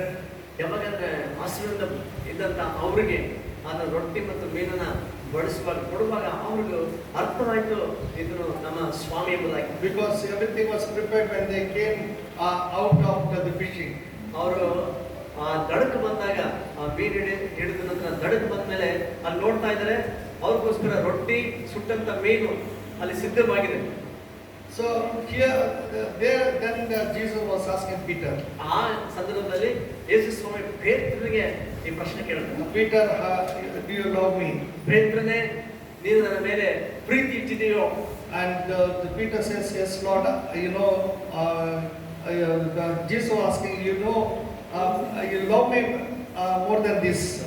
ಯೇಸು ಸ್ವಾಮಿ ಪೇತ್ರ ನಿಜವಾಗಿ ಕೇಳಿದ್ದೇನಂತಂದ್ರೆ, ಇವೆಲ್ಲರಿಗಿಂತ ಹೆಚ್ಚಾಗಿ ನೀನು ನನ್ನ ಮೇಲೆ ಮಮತೆ ಇಟ್ಟಿದೆಯೋ? Then Peter says, yes, Lord, I love you. ಆಗ ಪೇತ್ರ ಹೇಳ್ದ, ಹೌದು ಸ್ವಾಮಿ, ನಾನು ಪ್ರೀತಿಸ್ತಾ ಇದ್ದೇನೆ. And second time again he asked. ಮತ್ತೆ ಎರಡನೇ ಸಾರಿ ಮತ್ತೆ ತಿರುಗಿ ಅದೇ ಪ್ರಶ್ನೆ ಯೇಸು ಸ್ವಾಮಿ ಕೇಳ್ತಾನೆ. And the third time again he asked the same question. ಅದೇ ಪ್ರಶ್ನೆ ಮತ್ತೆ ಮೂರನೇ ಸಾರಿ ಕೂಡ ಪೇತ್ರನಿಗೆ ಯೇಸು ಸ್ವಾಮಿ ಕೇಳ್ತಾನೆ. What is the necessity of asking 3 times? ಹೇಳ್ರಿ. Jesus was asking Peter.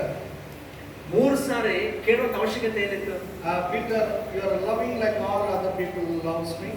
ಅಲ್ಲಿಗೆ ಯೇಸು ಸ್ವಾಮಿ ಉದ್ದೇಶ ಏನಾಗಿತ್ತಂದ್ರೆ, ಪೇತ್ರನೇ, ಉಳಿದ ಎಲ್ಲರೂ ಹೆಂಗ ಪ್ರೀತಿಸ್ತಾರೋ ಅದೇ ರೀತಿಯ ಸಾಧಾರಣವಾಗಿ ನನ್ನನ್ನು ಅದೇ ಪ್ರೀತಿಯಿಂದ ಪ್ರೀತಿಸ್ತಾ ಇದೆಯೋ? Or you are loving because of some conditions. ಅಥವಾ ಯಾವುದೋ ಕೆಲವೊಂದು ಷರತ್ತುಗಳ ನಿಮಿತ್ತವಾಗಿ ನೀನು ಪ್ರೀತಿಸಿ ತೋರಿಸ್ತಾ ಇದೆಯೋ? Or are you loving with the agape love? ಅಥವಾ ಅಗಾಪೆ ದೈವಿಕವಾಗಿರ್ತಕ್ಕಂಥ ಪ್ರೀತಿಯಿಂದ ನೀನು ಪ್ರೀತಿಸ್ತಾ ಇದೆಯೋ? Or unconditional love? ಅಥವಾ ಷರತ್ತು ಬದ್ಧತೆ ಇಲ್ಲದಂತ, ಅಳತೆ ಇಲ್ಲದಂತ ಪ್ರೀತಿ? That kind of love are you loving your God? ಅಂತ ಪ್ರೀತಿಯಿಂದ ನೀನು ನಿನ್ನ ದೇವರನ್ನ ಪ್ರೀತಿಸ್ತಾ ಇದೆಯೋ? God loves us without any conditions. ನೋಡ್ರಿ, ಯಾವ ಷರತ್ತುಗಳು ಇಲ್ಲದೆ ದೇವರು ನಮ್ಮನ್ನ ಪ್ರೀತಿಸ್ತಾನೆ. So that is a love that makes him not to leave us. ಆ ಪ್ರೀತಿ ನಮ್ಮನ್ನ ಬಿಡದಂತೆ ನಮ್ಮ ವಿಷಯದಲ್ಲಿ ದೇವರು ಯಾವಾಗ ಇರುವಂತೆ ಮಾಡ್ತದೆ. I will tell one small story, then I will end up. ಒಂದು ಚಿಕ್ಕ ಕಥೆ ಹೇಳಿ ನಾನು ಮುಗಿಸ್ಬಿಡ್ತೇನೆ. One day there was what you call the sisters conference was there. ಒಂದು ದಿನ Ladies conference. Okay. ಮಹಿಳೆಯರ ಒಂದು ಕೂಟ ನಡೀತಾ ಇತ್ತು. So after the conference, what you call the very good preacher preached for all the ladies. ಆ ಕೂಟದಲ್ಲಿ ಮಹಿಳೆಯರಿಗೋಸ್ಕರ ಒಬ್ಬ ಪ್ರಸಂಗಿಕರು ಬಂದಿದ್ರು, ಪ್ರಸಂಗ ಮಾಡಲಿಕ್ಕೆ ತುಂಬಾ ಚೆನ್ನಾಗಿ ಪ್ರಸಂಗ ಮಾಡಿದ್ರು. So immediately he told, please, I want all you to text your husbands, I love you. ಆಗ ಆ ಪ್ರಸಂಗಿಕರು ಹೇಳಿದ ಮಾತೇನಂತಂದ್ರೆ, ನಿಮ್ಮ husband. So the preacher told, see, you all attended this thing. I want to know how much you love your husbands. ಪ್ರಸಂಗ ಹೇಳಿದ ಮಾತೇನಂದ್ರೆ, ನೋಡ್ರಿ, ನೀವು ಕೂಟಕ್ಕೆ ಎಲ್ಲರೂ ಬಂದು ಭಾಗವಹಿಸಿದ್ರೆ ವಾಕ್ಯ ಎಲ್ಲ ಕೇಳಿದ್ರಿ, ಆದ್ರೆ ನೀವು ಎಷ್ಟು ಮಟ್ಟಿಗೆ ನಿಮ್ಮ ಗಂಡನನ್ನ ಪ್ರೀತಿಸ್ತಿರೋ ನಾನು ನೋಡ್ಬೇಕಾಗಿದೆ, ತಿಳ್ಕೊಬೇಕಾಗಿದೆ. And immediately he told, text your husband that I love you. ತಕ್ಷಣ ಅವ್ರು ಹೇಳಿದೆ ಅಂತಂದ್ರೆ, ಮೆಸೇಜ್ ಕಳಿಸ್ರಿ. ಸಂದೇಶ ಅಂದ್ರೆ ಮೆಸೇಜ್ ಕಳಿಸ್ರಿ, ನಾನು ನಿನ್ನ ಪ್ರೀತಿಸ್ತಾ ಇದ್ದೀನಿ ಅಂತ ನಿನ್ನ ಗಂಡನಿಗೆ ನೀವು ಮೆಸೇಜ್ ಕಳಿಸ್ರಿ ಅಂತ ಹೆಂಡತಿರಿಗೆ ಹೇಳಿದ್ರು. ನಿಮ್ಮ ಗಂಡಗೆ ನೀವು ಕಳಿಸಿರ ಅಂತ ಹೇಳಾಗ ಇವರು ಎಲ್ಲರೂ ಏನೋ ಯೋಗಕ್ಕಿಂತ ಪ್ರಶ್ನೆ. ಸೊ ದೇವರ್ ಆಲ್ ವಂಡರಿಂಗ್. ಅವರೆಲ್ಲರೂ ಆಲೋಚನೆ ಮಾಡ್ತಾರೆ, ಏನಪ್ಪ ಇಂಥ ಪ್ರಶ್ನೆ ಕೇಳಿದರೆ ಕೆಲಸ ಮಾಡಿ ಈ ತರ. Because there are some ladies who are not really loving their husbands. ಯಾಕಂದ್ರೆ ಅಲ್ಲಿ ಕುಂತ ಜನರಲ್ಲಿ ಕೆಲವರು ಸ್ತ್ರೀಯರಿದ್ರು ತಮ್ಮ ಗಂಡನ ವರ್ಷ ಪ್ರೀತಿನೇ ಮಾಡ್ತಾ ಇರಲಿಲ್ಲ. And some people they have some kind of love. ಕೆಲವರಿಗೆ ಕೆಲವು ರೀತಿಯ ಪ್ರೀತಿ ಇರ್ತದೆ. So they send a message like that. ಆ ರೀತಿಯಲ್ಲಿ ಅವರು ಮೆಸೇಜ್ ಕಳಿಸಿದ್ರು ಮೊಬೈಲ್ ಇಂದ. And immediately this man asked her, check your message, how many people have responded to your message. ಅವಾಗ ತಕ್ಷಣ ಈ ಸೇವಕರು ಮಾತೇನಂದ್ರೆ, ಇವಾಗ ಮೆಸೇಜ್ ನೀವು ಕಳಿಸಿರಲ್ಲ, ಎಷ್ಟು ಜನರಿಗೆ ಹಿಂತಿರುಗಿ ಮತ್ತೆ ನಿಮ್ಮ ಗಂಡನಿಂದ ತಿರುಗಿ ಪ್ರತಿಕ್ರಿಯೆಗೆ ಮೆಸೇಜ್ ಬಂದಿದೆ ಒಂದ್ಸಲ ಚೆಕ್ ಮಾಡ್ರಿ ಅಂತ And ಹೇಳಿದ್ರು. immediately one lady he asked, okay, tell me what message you got. ತಕ್ಷಣ ಒಬ್ಬ ಸ್ತ್ರೀಗೆ ಮೆಸೇಜ್ ಬಂದಿತ್ತು. ಅವ್ರು ಕೇಳಿದ್ರು, ಏನ್ ಮೆಸೇಜ್ ಬಂತು ಹೇಳಮ್ಮ ಅಂತ ಕೇಳಿದ್ರು. And this lady stood up and told, I got a message, tell who is this? ಆ ಕೇಳಿದ ಮತ್ತೆ ಏನಂದ್ರೆ, ಗಂಡನಿಂದ ಮೆಸೇಜ್ ಬಂದಿದೆ ಆಕೆಗೆ. ಏನಂತ ಮೆಸೇಜ್ ನನಗೆ ಬಂತಲ್ಲ, ಕಳಿಸಿದ್ರಲ್ಲ, ಕಳಿಸಿದ್ರು ಯಾರಮ್ಮ ನೀನು ಅಂತ ಕಳ್ಸೇನ ಅಂತ ಹೇಳಿಗೆ. So that was a really a very funny thing. That means the husband was shocked to hear whether it is my wife was somebody. ಕಾರಣ ಏನಂತಂದ್ರೆ, ಆ ಮೆಸೇಜ್ ನೋಡಿದಾಗ ಗಂಡನಿಗೆ ಅಷ್ಟು ಗಾಬರಿ ಹಿಡಿದಿತ್ತು. ನಿಜವಾಗಿ ಮೆಸೇಜ್ ಬಂದಿದ್ದು ಯಾರಿಂದ, ನಾನು ಹೆಂಡತಿ ಕಳಿಸಿಲ್ಲ ಬೇರೆ ಯಾರಿಂದ ಬಂತು ಅಂತೇಳಿ ಅದನ್ನ ಪರೀಕ್ಷೆ ಮಾಡಬೇಕಾಗಿ ತಿಳ್ಕೊಬೇಕಾಗಿತ್ತು. ಅದಕ್ಕೋಸ್ಕರ ಯಾರು Next lady, what you got the message? ಮತ್ತೊಂದು ಪಕ್ಕದ ಮಹಿಳೆನ ಈ ಸೇವಕರು ಕೇಳ್ತಾರೆ, ನಿನಗೇನು ಸಂದೇಶ ಬಂದಿದೆ? And immediately she told, what do you want? ಆ ಸ್ತ್ರೀಗೆ ಬಂದಂತ ಸಂದೇಶ ಏನಂದ್ರೆ, ನಿನಗೆ ಏನ್ ಬೇಕು ಅಂತ ಅದ್ರಲ್ಲಿ ಬಂದಿತ್ತು. So immediately the husband knows very well. ಈ ಆಕೆ ಗಂಡಿಗೆ ಚೆನ್ನಾಗಿ ಗೊತ್ತಿತ್ತು.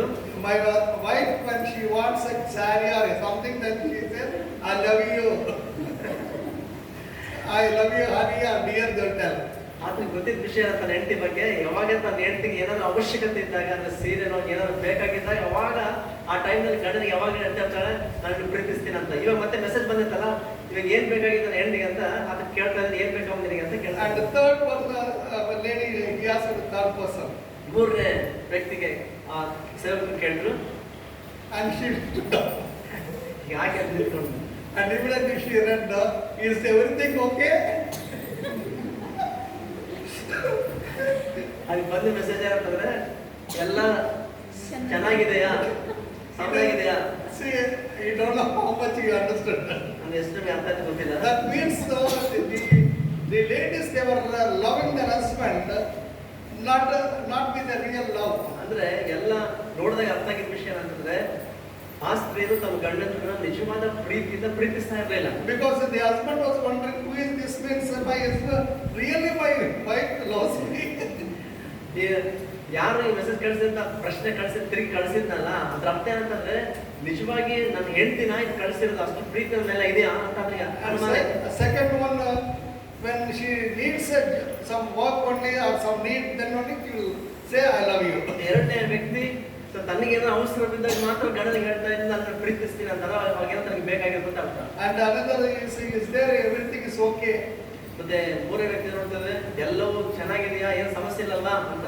Because always there will be a problem in the house. ಯಾಕಂದ್ರೆ ಅವ್ರ ಮನೆಗೆ ಯಾವಾಗ್ಲೂ ಏನೋ ಸಮಸ್ಯೆ ಇರ್ತಾ ಇದೆ. If some problem is there, then only the husband will be recognized. ಅಂದ್ರೆ ಸಮಸ್ಯೆ ಇದ್ದಾಗ ಮಾತ್ರ ಗಂಡನ ನೆನಪಾಗ್ತಾ ಇತ್ತು. So that is the way of our worldly people. ಇದು ಈ ಲೋಕದ ಜನರ ಒಂದು ಪದ್ಧತಿ. So but our God, He will never look to us or loves us with any such kind of love. ನೋಡ್ರಿ, ಆದ್ರೆ ನಮ್ಮ ದೇವರು ನಮ್ಮ ಕಡೆ ತೋರಿಸುವ ಪ್ರೀತಿ ಏನಿದೆಯಲ್ಲ, ಈ ರೀತಿಯಲ್ಲಿ ಇರೋದಿಲ್ಲ, ಷರತ್ತುಗಳಿಂದ ಕೂಡಿರೋದಿಲ್ಲ. So our God is a God who loves us with an everlasting love. ನೋಡ್ರಿ, ನಮ್ಮ ದೇವರು ಅದೆಂತ ದೇವರಾಗಿದ್ದಾರೆ, ಶಾಶ್ವತ ಪ್ರೇಮದಿಂದ ನಮ್ಮನ್ನು ಪ್ರೀತಿಸುವ ದೇವರಾಗಿದ್ದಾನೆ. That's why He says, I will never leave you. ಅದಕ್ಕೆ ಹೇಳ್ತಾರೆ, ನಾನು ಎಂದಿಗೂ ನಿನ್ನನ್ನ ಬಿಡೋದಿಲ್ಲ. That is the reason why Jacob was being encouraged. ಅದ್ರ ನಿಮಿತ್ತವಾಗಿ ನೋಡ್ತೇವೆ ಯಾಕೋಬರು ಕೂಡ ತನ್ನ ಜೀವನದಲ್ಲಿ ಆ ಒಂದು ಪ್ರೋತ್ಸಾಹವನ್ನು ಪಡ್ಕೊಂಡು I will never leave you because of my mercy. ಅಲ್ಲಿ ದೇವರು ಹೇಳ್ತಾರೆ ನನ್ನ ಒಂದು ಕನಿಕರ ನಿನ್ನ ಮೇಲೆ ಇರೋದ್ರಿಂದ ನಾನು ಎಂದಿಗೂ ನಿನ್ನನ್ನ ಕೈ ಬಿಡೋದಿಲ್ಲ ಎಂಬುದು. And I will never leave you because of my friendly nature. ಮತ್ತೆ ನಿನ್ ಜೊತೆ ನಾನು ಸ್ನೇಹಿತನಾಗಿ ಇರೋದ್ರಿಂದ ನಾನು ನಿನ್ನನ್ನು ಬಿಡೋದಿಲ್ಲ ಎಂಬುದಾಗಿ ದೇವರು ಹೇಳ್ತಾರೆ. And the third is with an everlasting love I love you, that's why I don't leave you. ಮೂರನೇದಾಗಿ ನೋಡ್ತಿದ್ದೇವೆ ಶಾಶ್ವತ ಪ್ರೇಮದಿಂದ ನಾನು ಪ್ರೀತಿಸಿದ ನಿಮಿತ್ತವಾಗಿ ದೇವರು ಹೇಳ್ತಾ ಇದ್ದಾನೆ ಅದೇ ನಾನು ಎಂದಿಗೂ ನಿನ್ನನ್ನ ಬಿಡುವುದಿಲ್ಲ, ಮರೆತು ಹೋಗೋದಿಲ್ಲ. So that is the love what Jesus shows towards us. ನೋಡಿ, ನಮ್ಮ ಕಡೆಗೆ ನಮ್ಮ ವಿಷಯದಲ್ಲಿ ಯೇಸು ಸ್ವಾಮಿ ನಮ್ಮ ಕಡೆ ತೋರಿಸುವ ಪ್ರೀತಿ ಅಂತದಾಗಿರ್ತದೆ. So tonight, my dear brothers and sisters, ಈ ರಾತ್ರಿ ವೇಳೆ ಪ್ರಿಯ ಸಹೋದರ ಸಹೋದರಿ, don't be disappointed or discouraged in your life. ನಿಮ್ಮ ಜೀವನದಲ್ಲಿ ಯಾವ ಕಾರಣ ಕೂಡ ನೀವು ನಿರಾಶೆ ಅಥವಾ ಕುಗ್ಗಿ ಹೋಗ್ಬೇಡ್ರಿ. Don't feel that you are alone. ಅಥವಾ ನೀವು ಒಬ್ಬೊಟ್ಟಿಗಿರುವುದಾಗಿ ನೀವು ಯಾವತ್ತೂ ಕೂಡ ಚಿಂತೆ ಮಾಡಬೇಡಿ. But our God is a God who has given these promises. ನೋಡಿ, ನಮ್ಮ ದೇವರು ನಮ್ಮ ಸಂಗ ಇರ್ತಕ್ಕಂಥ ವಾಗ್ದಾನ ಮಾಡಿದ ದೇವರು ಎಲ್ಲ ವಾಗ್ದಾನಗಳನ್ನು ಕೊಟ್ಟಿದ್ದಾನೆ. He is with us, ever with us. ಆತನು ಸದಾಕಾಲ ಎಂದೆಂದಿಗೂ ನಮ್ಮ ಸಂಗಡ ಇರುವ ದೇವರಾಗಿದ್ದಾನೆ. So His mercy, His love, and His friendship will never make us to forget. ಆತನ ಪ್ರೀತಿ, ಆತನ ದಯೆ, ಆತನ ಕನಿಕರ ಯಾವತ್ತೂ ಕೂಡ ನಮ್ಮನ್ನ ಮರೆತು ಹೋಗುವುದಿಲ್ಲ. So tonight, ಈ ರಾತ್ರಿ ವೇಳೆ whatever your situation, ನಿಮ್ಮ ಪರಿಸ್ಥಿತಿ ಅದೇನೇ ಆಗಿದ್ರು encourage yourself. ನಿಮ್ಮನ್ನು ನೀವು ಕರ್ತನಲ್ಲಿ ಫಲಪಡಿಸಿಕೊಳ್ಳ್ರಿ. Have faith in God. ದೇವರಲ್ಲಿ ನಂಬಿಕೆ ಇಡ್ರಿ. The God who has promised to Jacob, He is also promising all of us. ಅಂದು ಯಾಕೋಬನಿಗೆ ಮಾತು ಕೊಟ್ಟ ದೇವರು ಇವತ್ತು ನಮ್ಮೆಲ್ಲರಿಗೂ ಕೂಡ ಅದೇ ಮಾತು ಕೊಡ್ತಾ ಇದ್ದಾನೆ. With the same assurance, let us go ahead that God is with us. ಅದೇ ಒಂದು ಭರವಸೆಯೊಂದಿಗೆ ನೀವು ಇಲ್ಲಿಂದ ಹೊರಟು ಹೋಗ್ರಿ. ಏನಂದ್ರೆ ದೇವರು ನಮ್ಮ ಸಂಗಡ ಇದ್ದಾನೆ ಎಂಬುದಾಗಿ ಮರೆಯಬೇಡ್ರಿ. Let us check up tonight and ask the Lord, help me to love you more than anything else, O God. ಇವತ್ತು ನಮ್ಮ ಹೃದಯಗಳನ್ನು ಒಂದು ಸಾರಿ ಪರೀಕ್ಷೆ ಮಾಡಿಕೊಳ್ಳೋಣ. ಸ್ವಾಮಿಗಳನ್ನ, ಸ್ವಾಮಿ ಬೇರೆ ಯಾವುದಕ್ಕಿಂತಲೂ ಹೆಚ್ಚಾಗಿ ನಾನು ನಿನ್ನನ್ನು ಪ್ರೀತಿಸುವಂತೆ ನನಗೆ ಸಹಾಯ ಮಾಡಬೇಕು. I know, Lord, you love me more than anybody else, O God. ಬೇರೆ ಯಾವುದಕ್ಕಿಂತಲೂ ಯಾರಿಗಿಂತಲೂ ಹೆಚ್ಚಾಗಿ ಅಪ್ಪ ನೀನು ನನ್ನ ಪ್ರೀತಿಸ್ತಾ ಇದೆಯಾ You are more than a friend to me, O God. ಒಬ್ಬ ಸ್ನೇಹಿತರಿಗಿಂತಲೂ ನೀನು ನನಗೆ ಜಾಸ್ತಿ Lord, ಆಗಿದೆ. with that assurance, O God. ದೇವರೇ, ಆ ಒಂದು ಭರವಸೆಯೊಂದಿಗೆ Help me always to come closer and to look to you and to love you more than anything. ದೇವರೇ, ನಿನಗೆ ಇನ್ನೂ ಹತ್ತಿರ ಬರುವಂತೆ ಯಾವುದಕ್ಕಿಂತ ಹೆಚ್ಚಾಗಿ ನಾನು ನಿನ್ನನ್ನು ಬಯಸುವಂತೆ ನನಗೆ ಸಹಾಯ ಮಾಡು. Lord, no disappointment, discouragement, nothing should come and that put me down in my life, O God. ಯಾವ ನಿರಾಶೆ, ಯಾವ ಕುಗ್ಗಿಸುವಿಕೆ ನನ್ನ ಜೀವನದಲ್ಲಿ ಬಂದು ನಾನು ಎಷ್ಟು ಮಾತ್ರಕ್ಕೂ ದೇವರೇ ಕೆಳಗಡೆ ಹಾಕಬಾರದು. Lord, bless me tonight, O God. ಸ್ವಾಮಿ, ರಾತ್ರಿ ನನ್ನ ಆಶೀರ್ವದಿಸಪ್ಪ. With this promise, O God.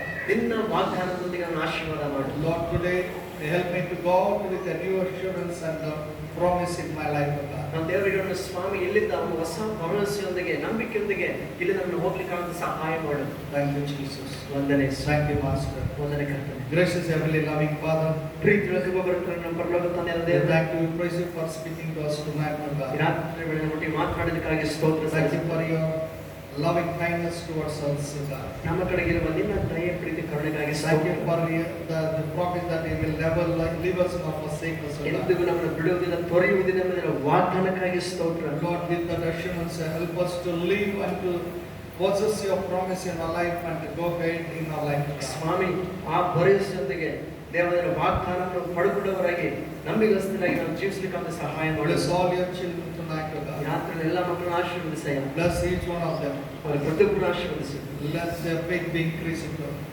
ಅವರ ನಂಬಿಕೆ ರಾತ್ರಿ ಇನ್ನೂ ಅಧಿಕವಾಗಲಿ. And whatever they are in need of, God, give them, O God. ಸ್ವಾಮಿ, ಅವರು ಯಾವ ಒಂದು ಅವಶ್ಯಕತೆಯಲ್ಲಿದ್ದಾರೋ ಅದನ್ನು ಪೂರೈಸಿ. Bless them, O God. ಅವರನ್ನು ಆಶೀರ್ವದಿಸಯ್ಯ. Giving you all the glory. ಎಲ್ಲ ಮಹಿಳೆಯರಿಗೆ ಒಬ್ಬರಿಗೆ ಸಲ್ಲಿಸುತ್ತಾ In Jesus' name I pray. ಯೇಸುವಿನ ನಾಮದಲ್ಲಿ ಪ್ರಾರ್ಥಿಸುತ್ತೇವೆ ತಂದೆ. Amen. ಆಮೆನ್.